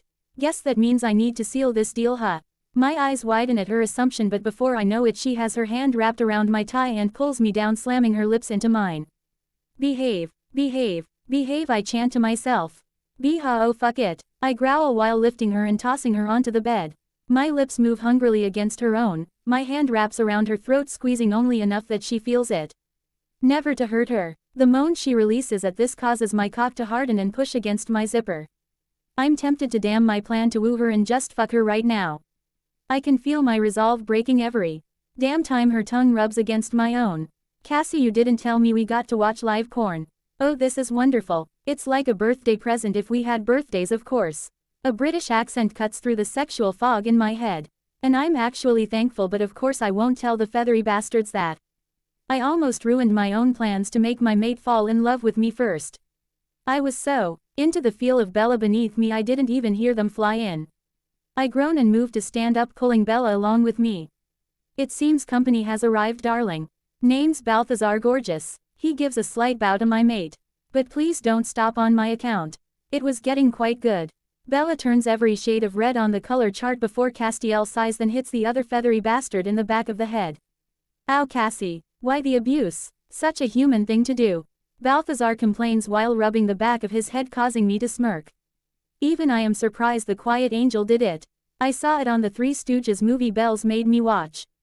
Also, stop embarrassing my friend. I want her to stay my friend. He scolds. Bella giggles, the blush leaving her face. Good job, Cast. You are learning just fine. Just only do that to people you are close to, not strangers. If you all are quite done now picking on me, mind telling me why I'm here? Balthazar sighs. Castiel clears his throat. You never liked spirit warriors and you enjoy fighting. Yes, I do, and Castiel looked over to Bella. Hello, Balthazar. I'm Bella. Cast said you might be interested in joining us. We are going to wipe out a pack of spirit warriors that turn into horse-sized wolves. Ah, you must mean the Quileute tribe. Never liked the stuck-up flea bags. They thought some shaman or some such nonsense was what gave them their gifts. Idiots. Well, sounds like fun, Gorgeous. He says, clapping his hands together. When's the party? Everyone turns to me. Well, darling, I say we leave tomorrow night. We see. And get enough work done by then that we won't have any interruptions. Not from hell anyways. Thank you, Crowl. My tiny mate hugs me and pecks me on the corner of my lips before running over and kissing the two angels' cheeks. Guess I'll get back to work then. Nice meeting you, Bal. Look forward to you helping me neuter some damn mutts. She skips happily back to the computer and sits. All three of us feel like covering our dicks now. I may be the king of hell, but I certainly don't want to piss my mate off. Balthazar clears his throat. Yes, well, sounds like fun. Brother, I also want you to take the lead on heaven. I no longer want to lead, but Raphael cannot be allowed to do so either. You are the only one I trust to. I would follow you anywhere. Castiel places his hand on Bal's shoulder. Leaving it up to me, huh? I suppose I could do it. I will still expect you to be my second, however. You have always had my back, brother. Of course, Balthazar. Come, let's go make a plan. We will, avenue these two alone too. Castiel clears his throat, looking awkward. Continue. Balthazar laughs before he places his hand upon Cast's shoulder and they both leave. This is becoming an odd alliance. I pour me a glass of scotch and sit at the other end of the table with a sigh. If someone told me I would be playing nice with a couple of birds, I would have slit their throats. But Casta's, my naughty little girl, leans forward whispering. Your friend, she gasps. This makes me snort and roll my eyes at her antics. Yes, well, keep that quiet, darling. Remember the deal. Oh, I'm not going to forget, Crowl. Besides, I think I like making deals with you. She tells me while biting that delicious lips of hers before returning to her typing. Saucy little thing. Why haven't I fucked her? Oh yes, wooing. I sigh again. Tease. I mumble before taking a rather large drink of my scotch. She just giggles. Crowl, I was wondering. Cast told me what he gets out of y'all's partnership, which I guess now will go to Bal. But what do you get? He told you that, did he? Well, answer my question and I will answer yours. What happened to those men that touched you? I growl. How could your mother, Al? Lo that'n. I take a deep breath to tamper my anger. Were you ever raped? I'm not sure what happened to those men. My mother, however, was drunk most of the time and just didn't care about me. I raised her. I cooked, cleaned, paid the bills. It was that or starve. I was happy when she finally ended up with a good guy like Phil, and since he traveled for work and I knew she wanted to go with him, I took the opportunity to leave that damn place and move in with my father. I could never bring myself to tell him what was going on, it would have destroyed him. My mother made sure I had no way to contact him either when I was younger, so when I moved in with him it was the first time I had seen him in a few years. And no, Crowl, I was never raped. I'm a virgin. Bloody damn bitch. I may make a special trip back to hell just to torture the whore myself. Maybe I can even get my naughty little mate to join, or at least watch. Wait, did she just say she's a virgin? My hand tightened on my glass of scotch so much that it shattered.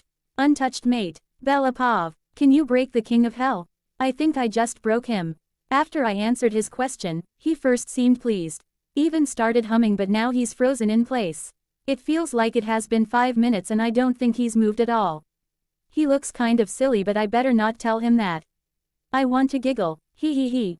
Crowl, I ask while leaning forward and waving my hand in front of his face. You okay there? Doing some kind of evil demon meditation I don't know about or something? He clears his throat. Yes, just wasn't expecting you to be untouched, darling. You are by far too beautiful. I didn't think of that. Shocking is all, he says while changing his sitting position oddly. He then snaps his finger and has another scotch in his hand. Oh well, Edward never wanted me. The whole, it's too dangerous thing, but honestly I wasn't all that attracted to him. I just found him intriguing. I've waited this long, I'd like it to be with someone I love. I'm surprised to see his expression soften and he oddly looks pleased by this. As you should, Bella darling. I won't let anyone touch you, no worries. You deserve love, sweetheart. Trust me, you will have it. I blush at this. I sure hope so. It would be nice if he loved me, but I know it's unlikely. He may have made me his secretary for practical eternity, but doesn't mean he will love me. Even with the passion between us. He's the king of hell after all.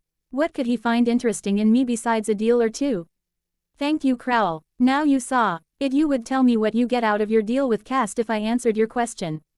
So simple. We are trying to find purgatory. Think of it as untouched real estate. It's where souls go that weren't meant for heaven or hell. Even ancient creatures went long ago. It became like a prison for their souls. Millions of untouched souls. Souls are how we demons and angels become stronger. Casti. L helps me find purgatory and he would get half the souls to make him stronger and I would get the other half plus purgatory to do what I want with it. Which I hadn't actually decided on. Perhaps a prison for my personal enemies. Yours too, of course. I protect what is mine. That makes sense. Thank you for telling me. You and Cast have been nothing but open with me and honest with your answers to my questions. It's not something I'm used to. I appreciate it, Crowl. Of course, Bella darling. I told you I wanted you to be the one person I can trust. That means I need you to trust me as well too. I may not ever give you the whole answer or choose not to answer something at that moment in time, but what I do tell you will always be the truth. Now let's finish up and get you in bed. We have dogs to train tomorrow. He winks at me while he takes a big swig of his drink before he pulls out his phone and goes back to typing away at it. I giggle. He may be a demon and a king, but I couldn't help but think he was sweet. He couldn't be all bad after all. I've never felt safer than I do right now. So I grabbed the laptop and got back to work. I wanted to be as much help as possible. Prove that I could be a great secretary to him. I'm not sure where this would go, but I knew I wanted him to keep me around for a very long time. I'm not sure how long I worked before I fell asleep at the table, but I woke up in bed in the morning. Tucked in, and I knew it was Crowley. Turning around in bed, I saw Crowley was sitting on the mattress next to me. His back against the headboard, still typing away on his phone. I just laid there watching him for a while. He was so focused on his work that it gave me the opportunity to take in the sight of him. Another black suit, which I was quickly learning was his signature look. Like the others, it clung tightly to his shoulders and chest. The sight of it made me want to run my hands up and down his torso. His blue eyes were the brightest blue she had even seen. They almost sparkled and were the exact color of the sky. His dark hair was very short, but just long enough to get her fingers in between the strands. Like what you see, Bella darling? He must have known I was watching him. His eyes never looked away from his phone as he spoke, but I noticed the corner of his mouth twitch upwards into his confident smirk. Bastard knew I liked what I saw. If I say yes. This time he put his phone inside his pocket and turned his head my way. Those shining blue orbs looking down at me since I was still resting my head on my pillow. He reached with one of his hands and brushed the hair from my face. Every time his skin touched mine, I could feel heat shoot right through me. It made me want more. I like what I see to Isabel. My breathing hitched. This man could turn me to goo. His voice was so sexy. There was an accent I just couldn't quite place the origin of, but it only made him more attractive. It also made me want to learn more about him. I've already gotten you some food, sweetheart. Go eat and shower. You've slept late, it's already past lunchtime, but I wanted you to be well rested. When you are done, we will go to Forks and visit your father's grave first. Feathers is waiting for your call. He wants to pay his respects to your father as well as I. Next, the dogs. I didn't expect them to want to visit his grave too. It made me incredibly happy. Cast I could understand, but I didn't think that was something Crowley did. I swallowed the emotions down that were pushing to escape. I didn't want him to see me cry again, but I was so thankful. And surprised he would offer his respects to my father. Crowley amazed me more each day. How could this man be a demon when he showed me more humanity than the people I had considered friends and family? I sat up and kissed the corner of his mouth. The cheek didn't seem like it was enough to show my gratitude, and I knew if I truly kissed him I wouldn't want to stop. Thank you, Crowley. I crawl out of bed to eat my food, then take my shower. Today was the beginning of everything I wanted. Already I had gained new friends, ones I could truly count on thanks to meeting Crowley, and I was going to get my revenge too. The weight in my heart already lifting some, but I knew the moment I placed my eyes on the tribe I would lose it. I wanted to see them shake in fear. Watch as their friends were torn apart to the point that their corpses looked exactly like my father's did when I found him. All because they wouldn't listen to me. It only took a little over an hour before I was fed, bathed and dressed.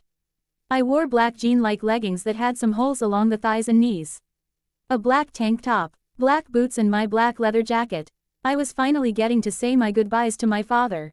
Today, so it seemed like the right color to wear, and hey, I would match Crowley. We would look like badasses together. That thought made me giggle as I walked out of the bathroom.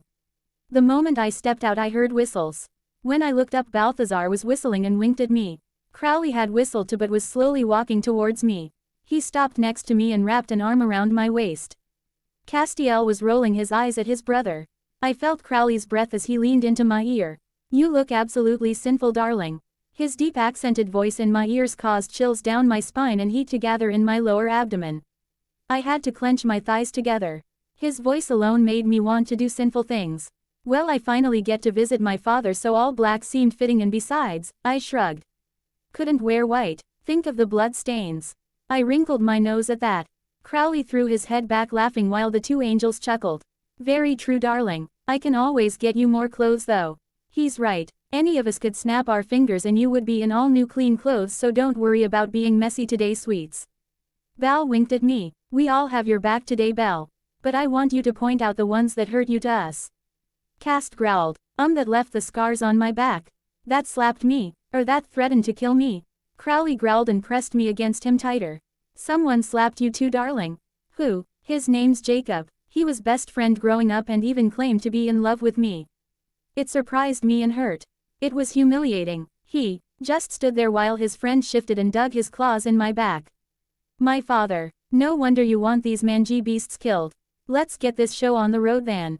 Pay our respects to the elder swan first. Bal said and clapped his hands together. He looked as pissed as the other two now. Still, I had to snicker. My father, I giggled. Crowley snorted, but I could tell he thought it was funny too. Castiel cracked a grin while Bal sighed. Well, here we go, darling. I'm going to transport us. Remember to hold on. I nod and wrap my arms around his waist while burying my face in his chest. I would never get enough of his smell. I watched as his black mist started from the ground and wrapped around us like a tornado. It wasn't uncomfortable though, it was warm against my skin. Soon we were covered in it and my vision went black. By the time I counted to 10, I felt our feet land on solid ground once again and watched as the mist disappeared. It was amazing how fast you could get from one place to another. Here we are, darling. Quote, thank you. It didn't make me dizzy this time. Because I made you immortal, darling. In order to do so, I had to give you a little demonic essence. You are street, ill 95% human, but traveling with me won't make you uncomfortable anymore, and some demon powers won't work on you now. You can see things that normal people can't. Along with the fact that you won't age, of course. So that's how that works. I never actually thought to ask, but sounded awesome. I smiled up at Crowley. Sue, you're saying I have a little demon in me now? I bit my lip and looked up at him. He groaned while Bal and Cast covered their laughs with fake coughs. Bella, darling, if you make any kind of sexual innuendo next, let me warn you now, I will bend you over one of these tombstones and fuck you senseless. So what were you saying? He quirked his eyebrow at me in challenge. Hang on, I'm deciding. Deciding on what? If I want some more demon in me. I bust out laughing as his mouth fell open and his eyebrows shot up to his hairline. Bal and Cast could no longer hide their laughs behind coughs as they were leaning on each other, laughing too hard. You are going to pay for that, darling. I stood up on my toes and leaned into his ear. Looking forward to it, boss. I whispered before turning around and walking inside the gates of the cemetery. Oh, Cassie, I understand why you like the human so much now. I have to say she is a delight. Bal chuckled, while Cast nodded his head vigorously. I could feel all three of them follow close behind me. I loved the feeling of having them nearby. It felt like family. Walking past all the tombstones towards my father's, as I got closer I noticed someone was standing there already. The closer I got, the more familiar they seemed, till I stopped in my tracks and gasped. Their head spun around in my direction so quickly and I couldn't stop the tears once I saw their face. I started running towards them. Jasper. Crowley Pav. I watch as Bella runs into Jasper's arms. Poor fella looks stunned and frightened of my little mate. It's kind of funny, as I approach she's still latched onto him and she looks so happy. He finally seems to come to his senses and wraps his arms around her as well. Even though vampires are no match for us, even I can tell by looking at Jasper he's someone you want on your side. A fighter. Good thing we have my mate. He looks happy to see her as well. The two feather brains and I approach and stop a few feet behind Bella. To give her a little space, I know she's missed this vampire. Still, we are close enough to help if it is needed. Looks like I didn't have to track him down after all for my girl. Bella, Jasper speaks while hugging her. I came back and you were gone. I thought you left with the Cullens.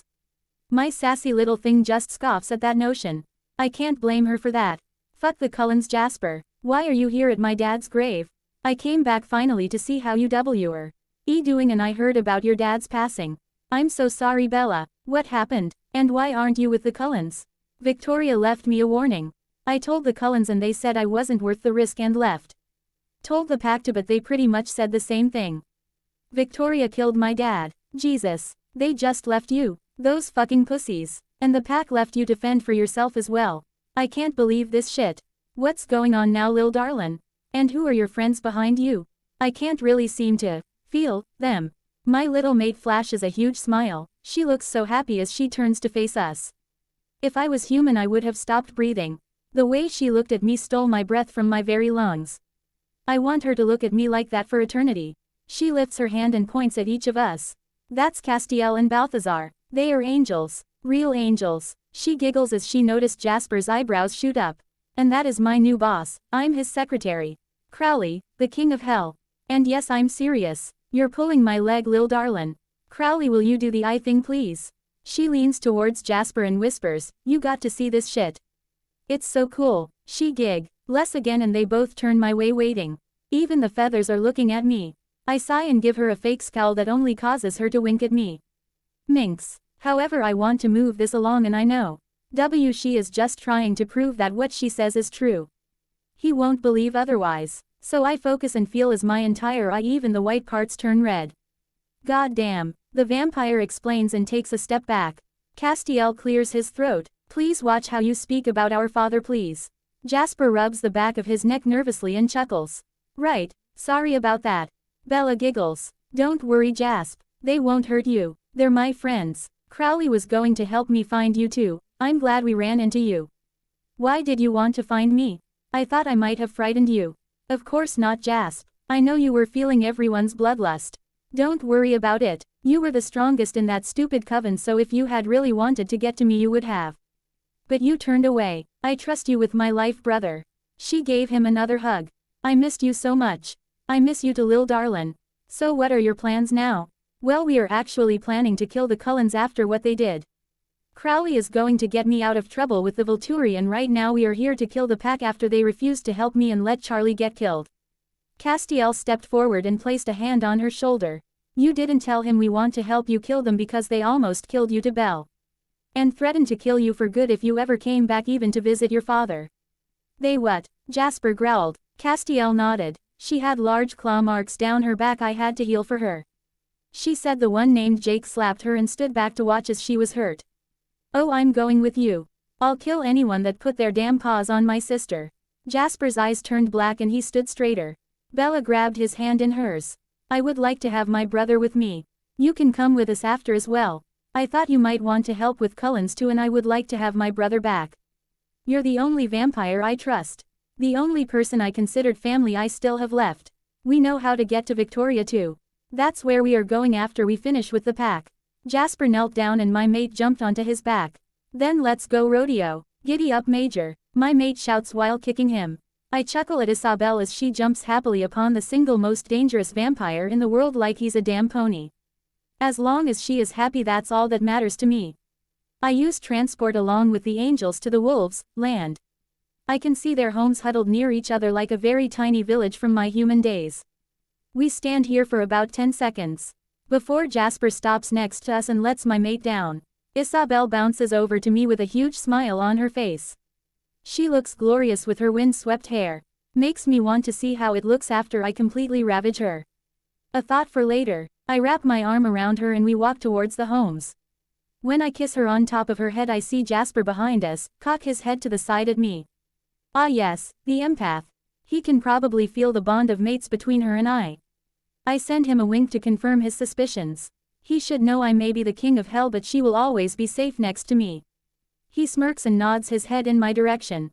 Another guard dog for my girl. She went from being all alone to the single most well-protected person on the planet. We stop still a good way from the houses. The dogs should smell us now. Castiel, Jasper and Balthazar line up with us as we await the mongrels that hurt my darling. It doesn't take long, thankfully. The pounding of their paws could be heard clearly. Within a couple minutes several of the large beasts stand before us. A large black one in the middle steps forward with a russet-colored one close at his heels. I watch as the black one turns into a very tall man. I believe an alpha is what he's called. He steps forward glaring at Bella. Well, that won't do. Nobody disrespects my mate. The entire pack is glaring at her. It's easy enough to tell even in their furry states. The alpha practically growls when he speaks. What the fuck are you doing here, Fang Lover? You aren't welcome in or near Forks anymore. My saucy little mix just snorts and rolls her eyes. Forks isn't technically your land, so you don't have any rights over it. I'll go there if I damn well please. We warned you what would happen if you came back, and right now you are on our land. So we can do whatever we want to you. She sends him a positively wicked smirk, and I notice the dark spot in her soul pulse and grow slightly. Try it then. See what happens. The Rue's set-colored dog behind the Alpha jumps forward to attack Bella, but before he can make it a couple feet, Bal transport in front of us and punches the mutt so hard he gets thrown backwards into one of the houses. We can hear the whimpers. Pathetic. Bal looks back at Bella. Shall I kill him now? Bella smiles sweetly at him. Thank you for that, Bal, but not that one. She looks around and notices a large gray one. She points at him. That one. Those are the ones that attacked me. I want them to die slow. Do whatever you want to the others though. Have fun. The Alpha shouts. What are you? You have no right. Castiel steps forward and his eyes flash with light. His wings appear as large shadows on the ground. Bal does the same and the air crackles from their strength. Lightning shoots down not far from us. The Alpha looks stunned and his wolves take a step back. I can hear Jasper chuckle and whisper, "That's fucking awesome." Still Bella and I hear him and chuckle as well. You're angels. Why? Are angels here and with this girl who got her father killed? She's not worth anything, the Alpha asks. Castiel shoots forward and grabs him by the throat. You are right. My brother and I are angels of the Lord. God created you to protect humans against the paranormal. You got her father killed.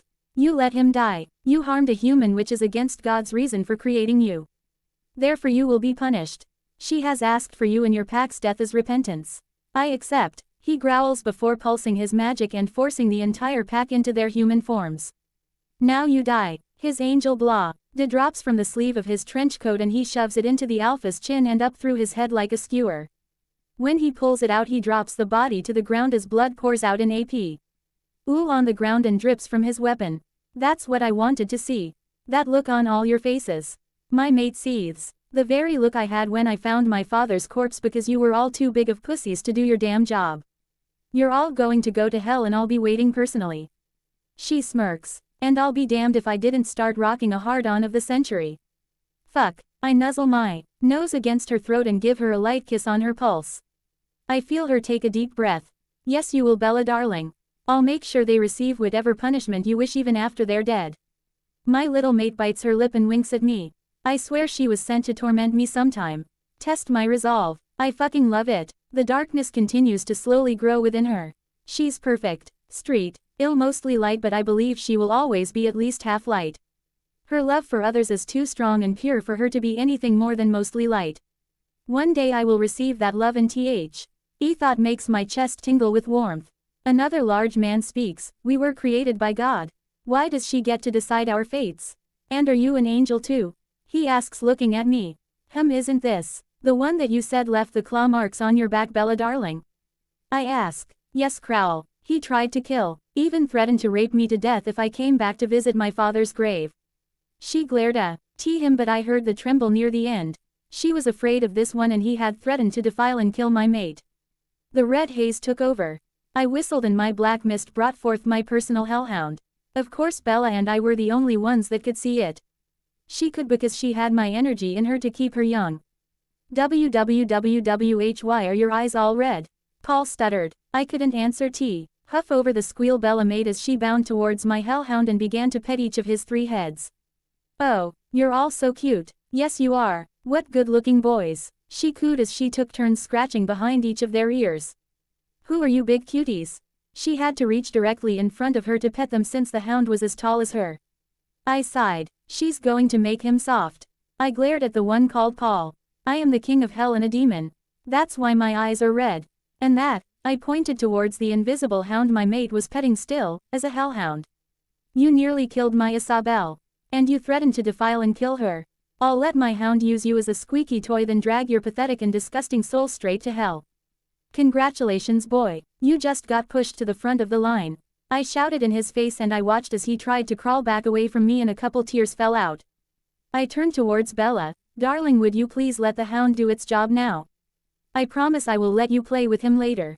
Okay. She gave the hound a quick last pat then walked over to me, wrapping her arms around my waist and pecking my cheek. I wonder if she even notices these affectionate things she does. Sick boy, I called. We all watched, even the boys' pack, as my invisible hound pounced on him. claw marks appearing down his legs, blood splattering for several feet. It sprayed all over the rest of his tribe. A couple drops even made it to Bella's cheek and on my tie. She just smiled and watched in awe. I chuckled as the screams of the boy drowned out the screams and tears of his pack as they had to watch him be torn into pieces. Everyone could see the outline of my hound now as it was covered in blood. Once he was finished with killing the bow, why the damn hound bounded over to Bella and sat right in front of her, each head with its tongue hanging out and his tail wagging happily. She began to coo and pet him again. At this point I'm not sure who the tribe was more afraid of. Castiel, me, my hound or Bella. She wasn't the least bit fazed by the blood and looked incredibly at ease with the mayhem. I couldn't be prouder. I chuckled. Jasper Pav. I couldn't believe I ran into Bella and while visiting her father's grave to pay my respects. It was the least I could do to such a good man who had unknowingly raised my sister into such a remarkable woman. I missed her so much when I ran, but I didn't want her to be afraid of me. My fear was that she would look at me and see that James bastard attacking her again. Plus I figured she would be safe with the Cullens. They said she was family. A sister. A friend. A lover. Lying motherfuckers. Fuck, I was pissed. I couldn't believe what she told me about them abandoning her. Then throw the damn dogs on top of that. No wonder she wasn't the same girl anymore. I couldn't blame her. I always despised Maria, but at least she never mouthed false words of love and adoration. She didn't get my hopes up just to throw them in the flames. Not only did she receive physical wounds from them all, the emotional and mental would have crippled damn near anyone else. I always knew she was a fighter though. It's why she was family. Why I loved her so much. I looked at her and saw some of myself. We had both been abused and were both still fighting. Well, now we could fight together. Brother and sister in arms. Her enemies were my enemies. Nobody hurts my sister. I'd help her with her well-deserved revenge. Might take some of my own in the process. The major inside me grinned. After she told me who and what her friends were. I couldn't fucking believe it. This girl, I swear, she has the strongest and most dangerous creatures either trying to kill her or pledging their damn loyalty to her. Just something about the lil darlin'. I think it's the love she emits. Once you've been on the receiving end of it, it's addicting. You want that feeling of warmth to continue and would do damn near anything to please the lil lady that bestowed such a gift on you. Angels and demons. I'm not actually surprised. I always knew there was more out in the world than just humans, vampires and shapeshifters. The Cullens all thought I was crazy for such a thought. I personally thought it was ridiculously conceited to think you were one of the few things that existed in the world, knowing that you yourself was something of myth. Dumbasses. Especially Carlisle. Weren't you a preacher's son? Shouldn't you believe in angels and shit? Snobby asshole. The moment she clarified what they were and I even saw it for myself, the emotions I could just barely sense became much clearer. I was happy to see my lil darlin' had herself another brother and an angel at that. He could keep her safe with me. Nothing would hurt her again between the two of us. She had someone to confide in with the other angel as well. Balthazar, I believe his name was. There was clearly a strong friendship beginning there. I could sense his affection for her. The one that threw me for a loop, however, was Crowley. The king of hell. Seriously, girl, king of hell. You just had to be mated to him. I could already feel the love he had for her with a side dash of confusion. Most likely he didn't know that's what that feeling is. I imagine demons don't know too much about love. There was a strong feeling of protectiveness from him as well and some possessiveness. All that is normal with mates. He may be a demon, but he was already pussy whipped. Poor bastard. I chuckled inwardly. Didn't want to risk someone hearing me and asking what was so funny. Probably get my ass toasted by Crowley. Man, things sure have changed a lot since I was gone. Nothing makes sense anymore. I just know I won't leave my sister again. I'm not about to be like Evie. Everyone else and abandon her, especially after she lost her father. Victoria was my fault. I knew we should have killed her, but of course the damn Cullens didn't think it was necessary. Well, when we fight, ND the whore, I will make her pay for what she did to Bella. I can feel the major within me growling but excited at seeking revenge for our lil darlin'. He was as protective as Bella as I was. He loved her as a sister too. He is me after all, just another deeper part of me. Well, I was going to give him free range when we had the red-headed bitch in our grasp. It was also amazing to see how Bella, who was once afraid of the sight of blood, stand there without flinching and watching as her once friends were ripped apart. My Crowley's dog. Damn thing was invisible, but it sure sounded like a massive dog. And she petted the damn thing too. As I watched, I reached for her emotions with my gift and I felt her satisfaction. Her pain slowly receded with each wound inflicted on those that betrayed her. There were no regrets in her at all for what had been brought down upon the pack. I didn't blame her either. Bella was still the same loving person. I could feel her affection for all of us strongly. The ones that didn't hurt her. The ones that would never turn on her. She was just a stronger, tougher version of herself. Forged from pain. It was beautiful. There would never be another person like my sister. Someone who radiated such pure untainted love but also be able to emit pain that would make anyone else fall to their knees. Even I and the Major flinched when we felt her pain the moment she laid eyes on the pack. Never again, the Major whispered. We will never let her feel that again. Damn right we wouldn't. I walked over to stand near but behind Bella. I chuckled as she continued to pet the hellhound. Now that's a pretty badass pet you got there, lil darlin'. Isn't it? She squeaked and looked back at me while still scratching the hound. I chuckled again as I could feel her enthusiasm. It was nice to feel her happiness again. I had missed it. Even the Major purred softly. Yep, and I think he left the proper fear on the rest of the mutts over there. I'm pretty sure I smell that some of them pissed themselves. She chuckles and I hear Crowley as well. Crowley placed his hand on her hip and kissed her temple. What about the rest, darling? Paul is dead. I will have a couple of my demons take Jacob alive to hell. I have a man who will love to play with him for a very long time. He's never gotten to play an experiment on a shapeshifter before. We can even drop in on occasion. To make sure his pain is up to your standard, darling. Lil Darlin blushed and scooted even closer to Crowley. That sounds great, Crowl. I know Balthazar hates the shifters, so let him have some fun with the rest. I hated Jake and Paul the most. I'm very happy with how it turned out. I'm saving most of my anger for Victoria. Thank you, Crowl. She leaned her cheek on his chest. Crowley radiated bliss, as a smirk graced his face and he kissed the top of her head. Very well, darling, and no need to thank me. I always deliver on my deals, beautiful Bella. Deals? I wonder what he meant by that. I still feel so far behind on everything going on now. I hope Bella won't mind catching me up later. There's no way I'm leaving her after all. I should know how I can help too. Well, Bal, go have fun. Bella bounced and beamed at him. I know you were looking forward to it. Do anything you want. Torture, kill, damage and let live. Don't care, but nobody gets away without a scratch. Other than that, go play. She giggles. Crowley Pav. It would be my great pleasure, sweetheart. Balthazar said with a bow before taking off, pulling his sword from his jacket. He ran before one of the other men and spun, slicing his head clean off. Blood sprayed from his neck as the body fell to its knees. Like rain, red poured onto the small group that was left huddled together.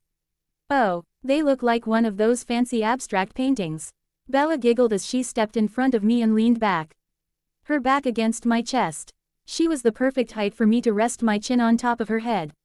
I chuckled at her remarks as she watched the angels rip into the bastards that turned their backs on her. Even Castiel was attacking them, an unusual violence to him.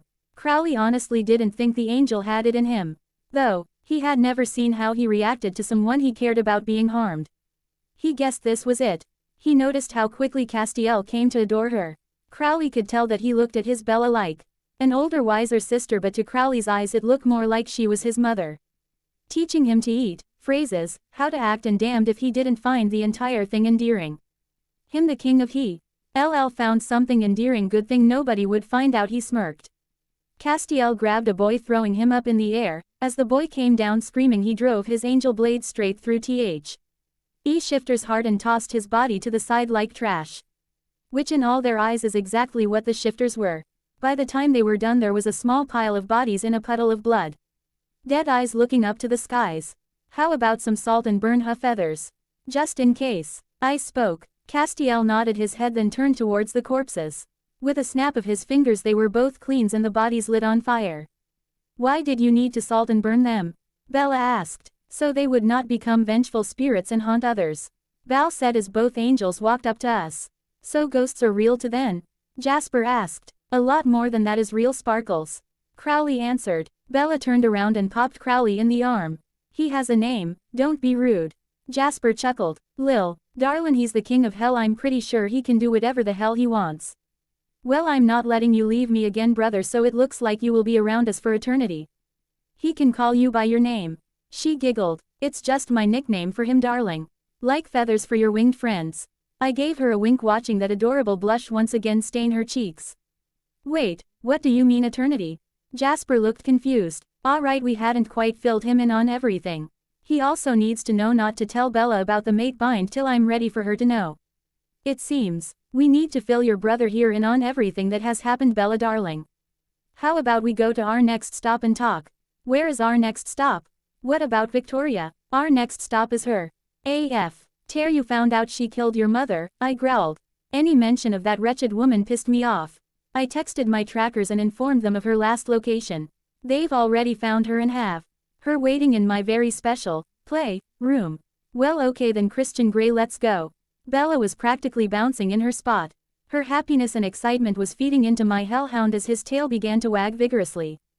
Who is Christian Grey? I cocked an eyebrow, curious to who this man was and why she called me by his name. Jasper started laughing. Damn, Bella, don't tell me you've been reading those smutty romance novels. It's good reading. She shrugged. Oh, I love that series. Bal said. We could read it together. I'm not reading that many sex scenes with you, Bal. No offense, but it would be super awkward. The angels and vampire began to laugh together as I pulled out my phone. Crowl, what are you doing? Having a demon deliver these books to my room. You had me at sex scenes, darling. Jesus, she mumbled, slapping her forehead. I chuckled. She probably thought I was kidding, but they were already waiting for me at my house where we would be staying. Let's go then, darling. Belle would like to travel with one of us this time. You haven't tried flying yet? Yes, that would be amazing. She turned to me. Is that okay, Crowl? Of course, Bella darling. Whatever you want. I noticed Castiel looked at me, then over to Jasper and back with a nod. Huh, clever bugger knew I needed to fill the vampire in about some things privately. I gave him a nod back, letting him know I understood. Bella ran over to Castiel and grabbed his hand. Don't drop me, okay? Balthazar grabbed her other hand. Don't worry, sweetheart, you'll be safely sandwiched between the two of us. Bella giggled, then in a blink they were gone. I turned towards Jasper. It's a bit far, so I will teleport us there. However, let me make some things very clear to you first. I didn't need to be an empath to know I made him nervous. It was natural to feel this way towards the king of all the baddies. I will let Bella fill you in on everything, however, if you're ever upset her I will fry you. You are the only person left from her old life that she still cherishes. I would like you to stay with us as it would make her happy and give her added protection, but just know that this threat will remain. Always. I understand. I love her like family. Good. Now Bella is not aware of that we are mates. I want this to remain a secret. Only for now. Understood. That was an easier acceptance than I was expecting. I'm not going to tell her because of the same reason you probably aren't. The last person used that as an excuse to tie her to him, make her fall in love with him. You want your relationship to bloom naturally so she will believe it when she finds out. Right, yes. Then we are good here and welcome to our little band of misfits. I stood near the cowboy. Here we go. She's already falling in love with you, he said right before my fog covered us and whisked us away to my home that had Victoria. She's already falling in love with me. I didn't actually think she would. Adoring her seems so natural to me, but for her to feel the same way towards me is so foreign. Nobody falls in love with demons. Especially the king of them all. My own son hated me. My mother hates me. Yet this gorgeous young woman thought I was worth her affections. We arrived in the living room with everyone else. So what happens now, boss? Bella asked while skipping up to me. Boss? Jasper asked. Well, it seems you have some explaining to do to your brother here. We will give you two some time alone while I go check on the house. When you are finished we will eat. You need to eat Pearly to be able to help with my work later, Bella darling. Okay, Crowl. Thank you for today. She turned towards the angels. Thank you both of you. It was our pleasure, sweetheart. Call me any time. Like Castiel, if you pray to me I will hear you. Now I need to go catch up on some work in heaven. Ta-ta. I will always be here for you, Belle. I'm going to go with him, but I will return to have dinner with you. Both angels disappeared. Bella grabbed Jasper by the hand and walked to the couch with him, taking a seat. I decided to give the two of them some alone time. I had a red-headed bitch to ch. Ekon, and for once I didn't mean my mother. Bella Pav. Where to start? I sat nervously. So much had happened since I last saw Jasper. Well, I know now that Victoria killed your father and the Pack B lamed you and chased you off. Jasper growled. Sorry bastards, he whispered. The Cullens left you to fend for yourself, so why not start from you leaving Forks Darlin? All right, well, I didn't know what to do obviously. I was alone and didn't have anyone left to turn to, but I just kept thinking to myself. Jasper nodded for her to continue. If you exist and the wolves exist, then there had to be something else too. Maybe even something stronger. Something that could help me. So while I was traveling non-stop to stay away from Victoria, I kept doing research trying to find that something else that could help. And how did you find it? There was this library, and while I was looking in there I found this old book that talked about crossroad demons. What that? It's what Crowley is. Sorta. Basically they grant you whatever you want in exchange for your soul. I summoned Crowley and he agreed to help me with my revenge and protect me, but instead of my soul he wanted to keep me. Jasper snorted. Keep you, huh? Forever. What do you mean forever, darlin'? Well, I sorta don't age anymore. Come again. You're still human though. Yes, but he used I don't know magic, I guess. To make me a small part demon, it seems. In exchange for helping me I agreed to be his secretary indefinitely. I can still be killed, which is why Crowley doesn't want me left alone, but other than that I'm immortal. I don't age. Looks like you are going to have me around for a long time, brother. I smiled at him. Jasper quickly wrapped his arms around me and held me tightly. I'm so happy, darlin'. I don't want to lose you ever. Your family. I would have turned you myself if it was still what you wanted. Really? Of course. Forever, darlin'. I'll always be here. I wrapped my arms tightly around Jasper as well and cried quietly into his chest as he ran his fingers through my hair and rocked me gently. I was just so happy. My life went from a nightmare to almost perfect so quickly that I should have had whiplash. It felt like the world was against me, then suddenly I'm surrounded by a new family. So quickly they had all become irreplaceable to me. My old brother with my new brothers, Castiel and Bal. Even a new love. And God, did she realize she was in love with him.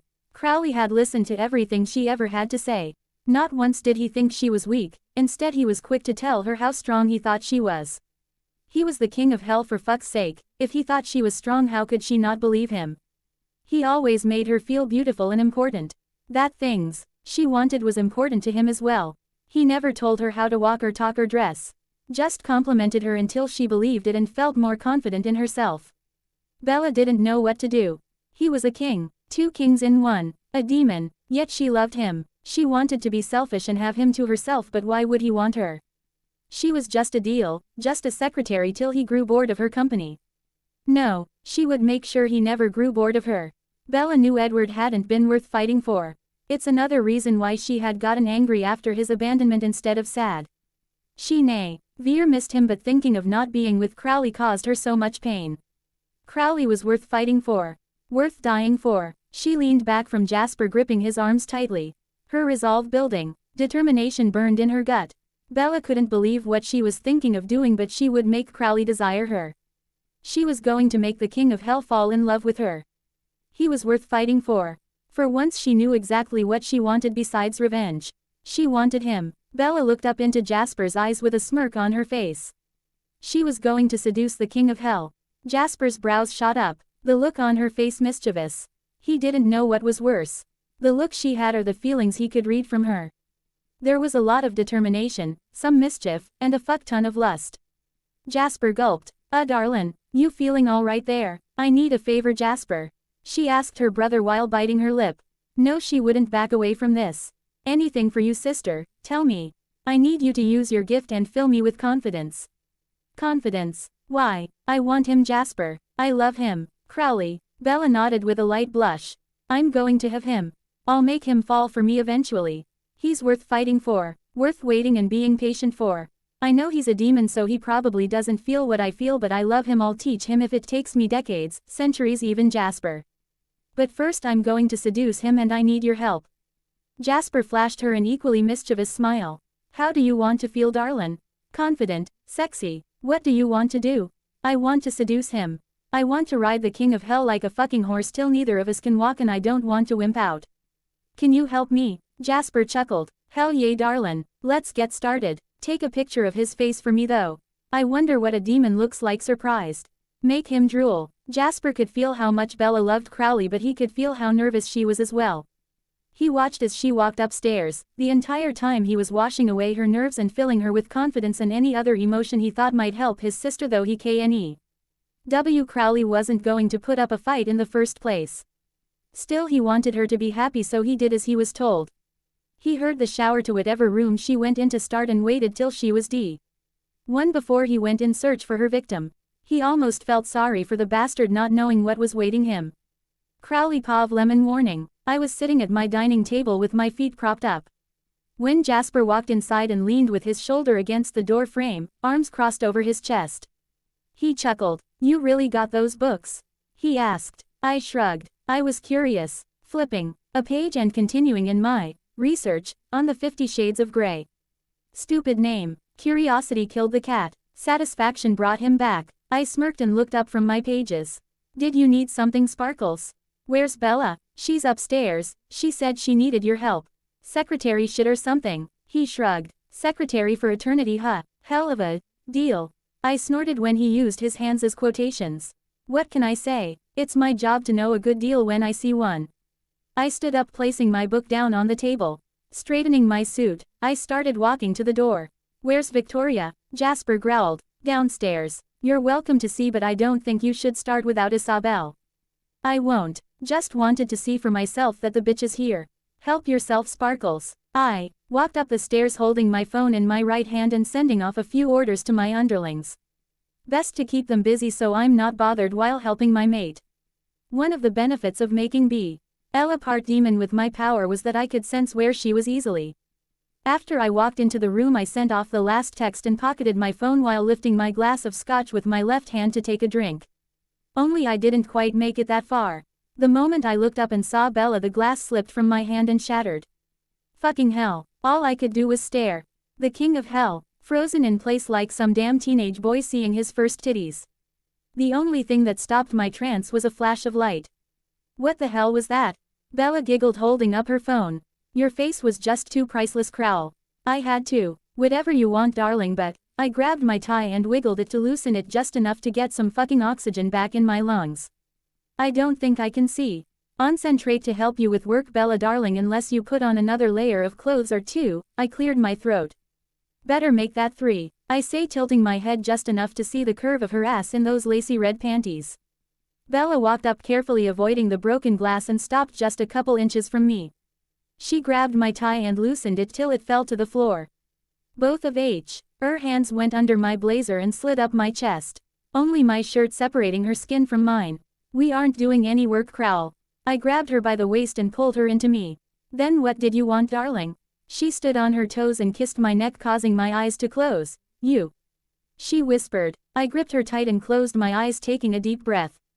Isabel, sweetheart, I'm not sure. Even while I attempted to protest, my hands were sliding across her body. She was perfection personified, petite and lithe. Her body was toned. I could easily imagine her with wings and a halo. Fuck, I wonder if she would be into role play. We had a deal, Crowley. So you can't back away. A deal? I don't quite recall a deal that involved this, darling. That's something I would certainly remember. Even as I said this, the look upon her face turned cocky and I became nervous. Did I make such a bargain? Don't you remember? I get a single request. Anything I want. Shit. I gulped. The deal she made at the hotel. My resolve snapped. If this was how she wanted to play, then so be it. So what is your request, Bella darling? She leaned up on her toes and kissed me roughly, one of her hands in my hair tugging, the other still running across my chest. I nipped at her lips, but she pulled away and went to my ear, whispering, "Fuck me, Crowl." He growled, slamming his lips against hers as he picked her up to wrap her legs around his waist. Crowley stomped across the glass, crunching it further into the floor. When I reached the bed, I placed one of my knees on it, my hand pressed against her back to steady her. I lean over, laying us down slowly. This was her first time, I kept repeating to myself. Of course I wanted to fuck her mercilessly, but this time needed to be gentle. She would already hurt after. After she was laid flat on the bed with me sitting between her legs, I sat up to slide off my blazer. Bella sat up with me, her hands gliding over my chest and down my stomach, then back up again. I tossed the jacket to the side, then bent my head to kiss her once again while my hand slid behind her to unclasp the matching red lace bra she wore. It quickly joined my jacket across the bedroom. My lips didn't want to leave hers, but I had to see what was revealed to me. Sitting back up, I glanced, and her breasts were as amazing as I imagined them. Perky handfuls with hard light pink nipples. My mouth practically begging to suck on them. Perfection, darling. You are the most beautiful thing I have ever seen in my long years. Crowl, she whispered, her eyes softening at my confession. Bella crawled all the way back onto the bed but grabbed my shirt to pull me along with her. I kicked off my shoes as I stayed between her legs, crawling with her until we were in the center. I lowered myself, Till my cock was pressed against her center. One of her legs moved to my hip and my hand gripped her thigh tightly holding it there while I grinded myself against her. The little moan she let out was absolutely sinful. The little minx was going to ignite me before the real fun could even start. My mouth found hers again but this time my tongue licked her lips. I ground my cock against her again, harder this time. When she gasped I slid my tongue inside. Hers battled against mine, both of us wanting to taste as much as we could of the other. Her hips started lifting to rub against me, a rhythm forming between us. I moved my mouth to kiss along her jaw then down her neck where I could nip and suck at the skin. I wanted to mark her in every way possible. More, Bella moaned as her hands pped my shirt tightly before she ripped it open causing buttons to fly across the bed and floor. Her hands touched my bare shoulders causing me to hiss, it was like electricity. A joyous burning and suddenly my pants were unbearably tight. Our movements became frantic. She pulled my shirt down my shoulders and off while I ripped her panties from her body leaving her completely bare to me. I pushed her back flat on the bed taking in her body. Still darling, I want to be gentle for your first time but you are making it rather hard. Pun not attended. She giggled. If I wanted gentle Crowl then I wouldn't have my legs wrapped around a demon. I don't want to cause you pain Bella but you are pushing my self-control to its limits. You have no idea how badly I want to ravage you. He could feel some of the red slipping into his eyes. Still Bella only smiled up at him. It's going to hurt either way Crowl. Stop holding back. I want to feel your touch for days after. Snap. That was it for his resolve. Crowley undid his belt and ripped it from his pants. Trust me darling, I asked with a growl, my vision of her clear but now with a complete red hue to it. Yes, completely. Excellent. If it hurts too much tell me at once. Crowley took his belt and wrapped it around her wrists then around the metal bar on the headboard. Her arms were now bound above her head but only tight enough she could not get free. You've already teased too much darling. It's my turn. He could see her breathing pick up. Crowley stood from the bed. As his eyes ran over her spread before him he reached down to take off his pants and boxers. When he was fully naked before her, he let her eyes take him in as well. The moment she licked her lips, his cock twitched in response. Let's play darling. Casty. Elle appeared back into the living room of the house. Jasper had already returned from making sure Victoria was indeed locked up. He only checked to make sure then immediately left. He knew if she so much said a single word he would kill her but he wanted Bella to see her revenge firsthand just as she had with the wolves. Castiel sat down in a chair across from Jasper. Where are Crowley and Belle? Jasper rubbed the back of his neck. Playing. Playing what? Dean taught me to play card games. Jasper felt awkward having to explain to an angel of all things that Bella and Crowley shouldn't be disturbed. He sighed. She so owed him for this shit. I meant look Castiel, Bella decided to seduce Crowley. I'm assuming we probably shouldn't disturb them for a while. Seduce? She didn't need to do that. Crowley's control has been hanging on by a thread. I have to admit I was rather impressed he hadn't done the pizza man with her yet. I was hoping to have dinner with Bella. Ts mad if I don't feed my vessel properly. Yay well I'm pretty sure it's snapped now and wait what the hell is the pizza man? Vessel? Jasper asked confused how much more was there for him to learn about. Castiel began to explain. The Pizza Man is the show on the TV where he gets naked and spanks the girl. I'm not sure if she did anything wrong but Jasper sat there with his mouth hanging open, listening to a fucking angel explain his first time watch porn and still not know what it was. What the fuck had he gotten into now? Damn it Bella, you owe me. Crowley laid on the bed with his head between her thighs. He grabbed her legs and put them over his shoulders. She smelled exquisite. He looked up to see Bella looking both nervous and surprised. It pleased the inner darkness to know all of her first experiences was his for the taking. He gave her a wink causing her to blush and nibble her lip but he noticed that she relaxed. It gave him pride to know how much she trusted him. He wasn't going to hold back when he took her but still it was her first time, he wanted to give her one hell of an experience. Crowley silently chuckled at his own pun. His red eyes stayed open watching her he took his tongue and slid it up her opening. Fuck she tasted better than any scotch. Her gasp a sweet sound but he would make sure she was screaming his name by the end of the night. This time he drove his tongue in her as deep as it would go and moved it around in circles. Crowley curled his tongue inside then pressed his lips around her opening sucking on her. Fuck, Bella moaned. He couldn't get enough of her taste. Her moans. All of it was driving him insane. Crowley slid a finger inside while he took turns flicking her clit with his tongue then sucking on it. When he looked up he saw her back arch. Those perky tits in the air. Glorious, he thought. Her eyes were tightly shut and her hands that were bound clenched into fists.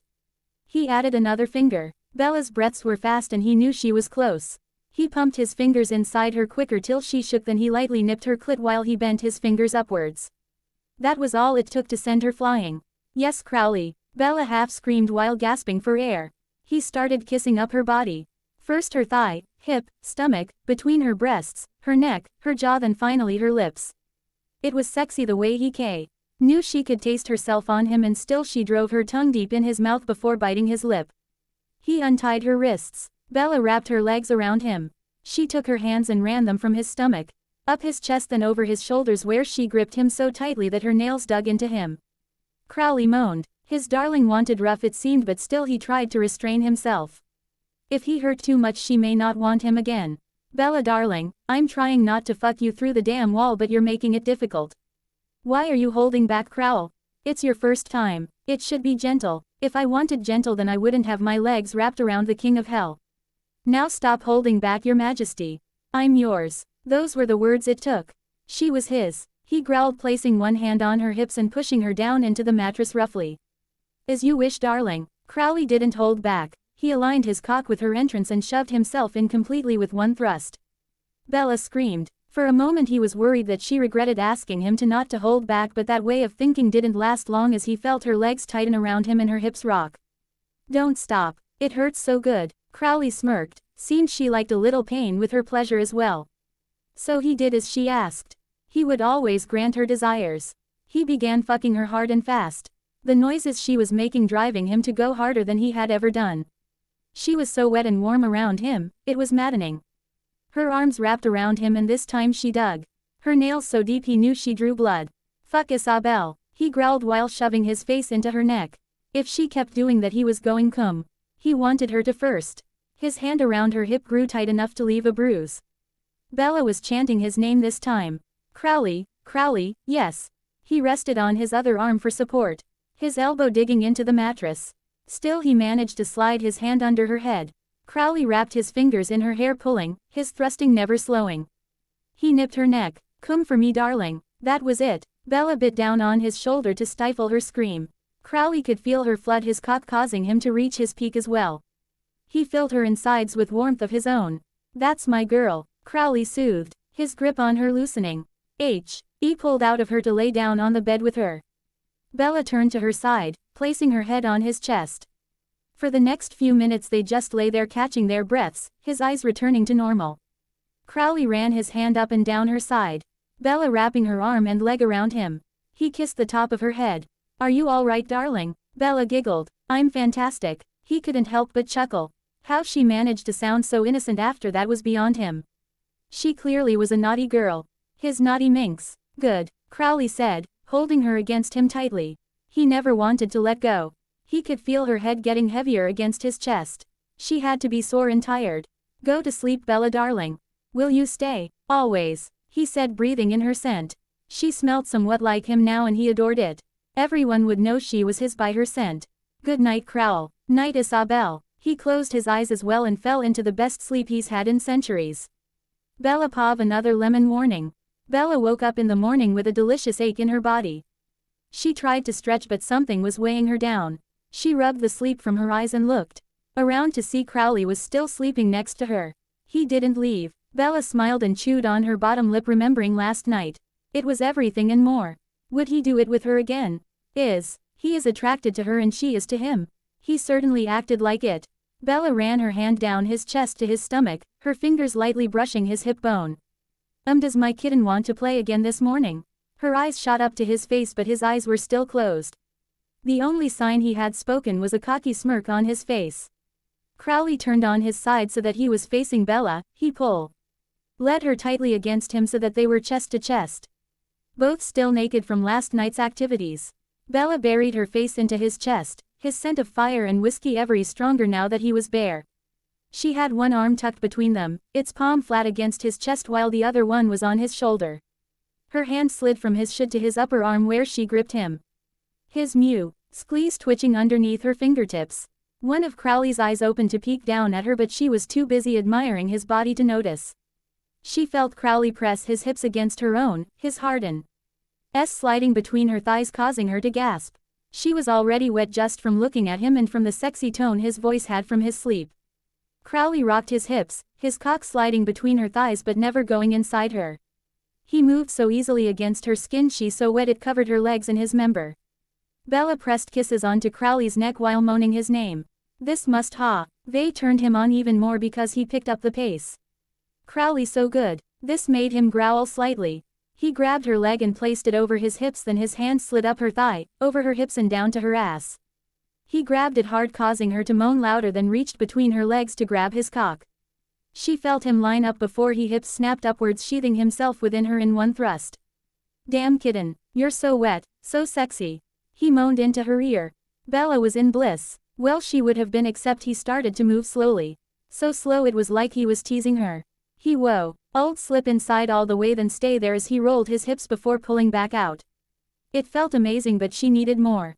Please Crowley, she breathed. Please wet Bella darling. You only nay. To tell me and I will give you the world. Her heart fluttered. She loved him. Fuck did she love him so much. Faster and kiss me. His smirk was devilish, it did things to her heart and insides. Is that all it takes to please kitten? As you wish. Crowley rolled them till Bella was on her back and he was on his knees between her legs. He placed his hands on her thighs and spread her legs as wide as possible. He bent down and gave her a deep kiss.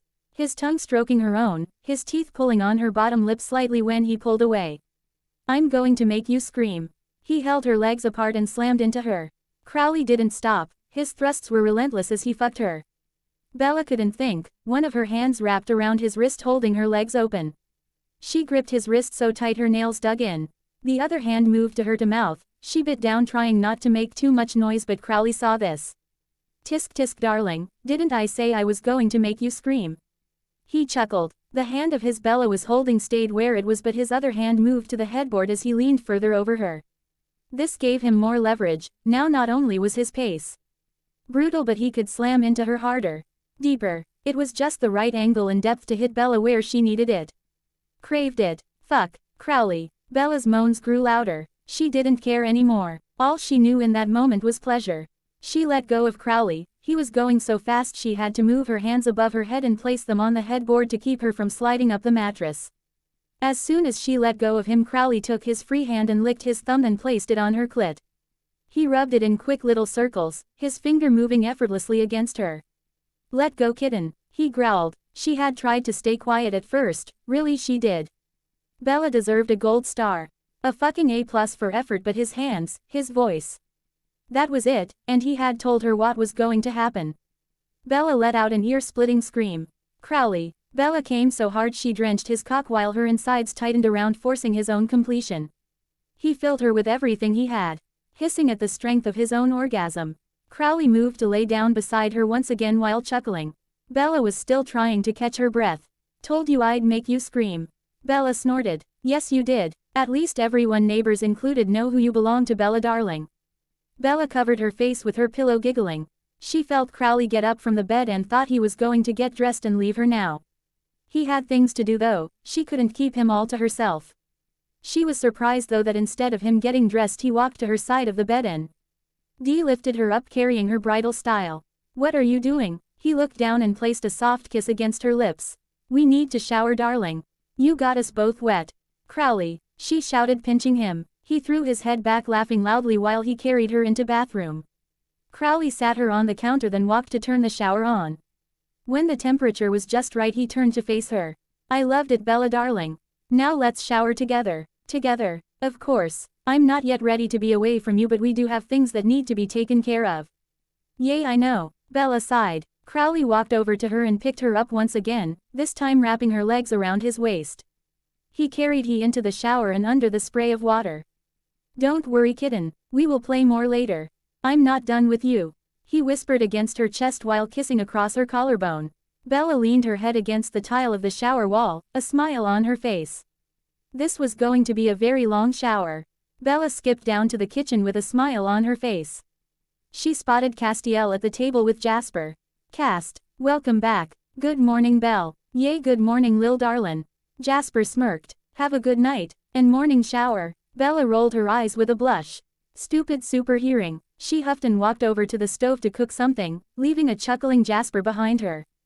20 minutes later had Crowley joining them and taking a seat at the table just in time for Bella to set down a plate of warm pancakes and bacon for everyone. Thank you, darling. She winked at him, then grabbed plates and piled it with food for Castiel than for herself since Crowley already put his together. Bella sat down between the angel and her boss, Jasper, across from her, reading a paper while the others ate. What about Jasper? Are you thirsty? Bella asked. Don't worry, darling, I'm all right still. She nodded and continued to clean her plate. She had been starving. Bella was worried she would be sore this morning, but the shower had helped tremendously. When everyone was done, she took the dishes and put them in the dishwasher, then leaned against the counter facing everyone. So what do we do with Victoria? Jasper growled at the name. Castiel's eyes glowing with anger. Even Crowley's flashing red. It warmed her heart to see them all mad on her behalf. It's whatever you want, darling. Your request and I deliver. What do you want? Bella clenched her jaw. I want to rip out her fucking spine and beat her with it. I want to break of small parts of her. And make her watch as I burn each of them. I want her head to be a fucking chew toy. She took a deep breath then sighed. I don't know, okay. I just want her to suffer. Crowley leaned back in his chair and crossed his legs, smirking. All of those are completely possible. If you want. Bella was shocked. Wait, seriously? Jasper placed his paper down on the table and looked at her. Absolutely, lil darlin'. Ripping apart a vampire and burning the individual pieces is one of the best ways to make them suffer because they can feel it even if, say, the finger isn't attached. You can prolong it as long as you want. I've ripped out a few spines in my day. He chuckled. Never beat someone with their own spine though, but there's a first time for everything, and now that you mentioned it, I'm kinda curious as to how well it will work. In theory, it should work splendidly. He tapped his chin then looked her in the eye with a smirk. Wanna go test it and see? Really? She bounced up excitedly. I doubt I can actually hurt her though. Jasper got up from his seat and hugged her. That's why I'm here as well. Come on, I'll do the work, you do the ordering. I'm a soldier after all. Taking orders is my specialty. Only this time it'll be for someone I care about. Bella smiled at her vampire brother then glanced at Crowley to see if it was okay. He nodded as he walked over and kissed her cheek. Go have fun, darling, while I make some calls. Though I have a question for you first. Depending on your answer, perhaps I can get things started with the Cullens. What's the question? I know where the Cullens are now, but we want to make sure the Volturi know that you're not exactly human anymore either, so you won't have to worry about them. I thought we could take care of both at once. How would we do that? I'm the reason the kings have their thrones. Not many people know there was actually 4 leaders in the Volturi. They lost to the Romanians several times trying to take over leadership. The 4th man was named Caspus. He made a deal with me. Put his brothers in power and I got his soul. The kings know who I am, though last time they saw me I wasn't king of hell. He chuckled. I can have them call the Cullens in for a trial since they broke the law. We show up, kill them. Tell the kings you're mine and that's that. If you want though, Bella darling. It's your revenge. Ella thought about it for a moment before nodding her head. Yay, let's do that. Take care of all of it at once. Crowley pulled her close, giving her a deep passionate kiss that had her breathless and wanting more before he pulled away. I'll set it up while you have fun downstairs. Call me for anything. He whispered the last part before walking away while flipping open his phone to make some calls. Wanna tone back on that lust there, darlin'? You're giving me a hard on. Jasper chuckled, making Bella blush. Castiel cleared his throat, looking sheepish and wiggling in his seat. I believe you're projecting as well. The angel said before pulling his trench coat tightly closed. Jasper's eyes grew wide. Shit, sorry. Bella laughed loudly while walking to the basement door. All right, you two, come on. Both men subtly adjusting themselves before following behind her. They avoided eye contact with each other through the whole descent downwards. Bella stopped several feet from Victoria just to bask in the glory of seeing the bitch chained up after everything she had done. She chuckled darkly. Hey Vicky, just hanging out I see. Jasper snorted. Victoria's head popped up at the sound of Ella's voice and she fought viciously, trying to escape the unbreakable chains and tear into the human. You're why I lost my mate. I'll kill you. You'll wish you were dead. I'll rip out your throat with my teeth. You're pathetic, worthless human trash. Her yelling continued, and if Bella didn't hate the bitch so much, she would have been mildly impressed by some of the insults the redhead came up with. Bella sighed and faced her 2 brothers. If we remove her tongue, can she still scream? Her voice is annoying me. Both of them chuckled, but it was Jasper who answered. Yay darlin', that'll work fine. Awesome, do one of you mind? She nodded towards Victoria who was still screaming. Castiel walked over and forced her mouth open with his hands. I'll keep her from biting you if you want to do the honors, Jasper. Her venom doesn't affect or burn me. Jasper nodded and reached inside Victoria's mouth, ripping her tongue off as roughly as possible, making the woman whimper and gargle. Thanks, Castiel, I got enough damn bites as it is, he said, tossing the tongue in the corner of the room and stepping back. Castiel joined him as Bella lit a match and dropped it on the appendage, causing Victoria to squirm and kick. You're welcome, I can heal those bite marks for you as well if you like. Though they show your bearing of a warrior and I think you should keep them. The decision is yours. Bella walked back to her brothers. It's true, Jasp. He got rid of James's bite mark on me. Jasper smiled. At one time I would have jumped at the offer. I hated these marks especially because Yon was afraid of me and I could feel their fear and disgust. But I've never felt any of those from y'all or Balthazar and Crowley. So I think I'll keep them. The people that matter to me don't mind them, so neither do I. Bella kissed his cheek. Damn right, Jasp. Castiel patted his back with a smile. We think you're amazing, Jasper. Your marks would never bother us. Thank you. He cleared his throat and looked away. Enough of this sappy shit now. What's your orders, General? He winked at Bella, making her giggle. Rip out her spine, Major. I want to see how well this works. Jasper's eyes grew flat black as he looked at Victoria with a menacing smile. Her fear poured off him and he reveled in it. He sped behind her and slammed his hand in her back, making her arch. His entire hand disappearing inside of her. Jasper flexed his hand and wrapped his fingers around her spine, ripping it from her body, watching as she slumped since she no longer had anything to hold her up. The chains were tight enough that she still hung in the air, her head rolled limply to the side and her eyes jumped around in anticipation of what would happen next. Whimpers escaping her, the only sound she could make. Jasper grabbed the end of her spine and raised his hand back for momentum. Ready, Castiel leaned against the wall to watch. Bella clapped her hands together. Let it rip, Major. The snap that sounded when her spine made contact with her flesh was loud enough to carry throughout the house.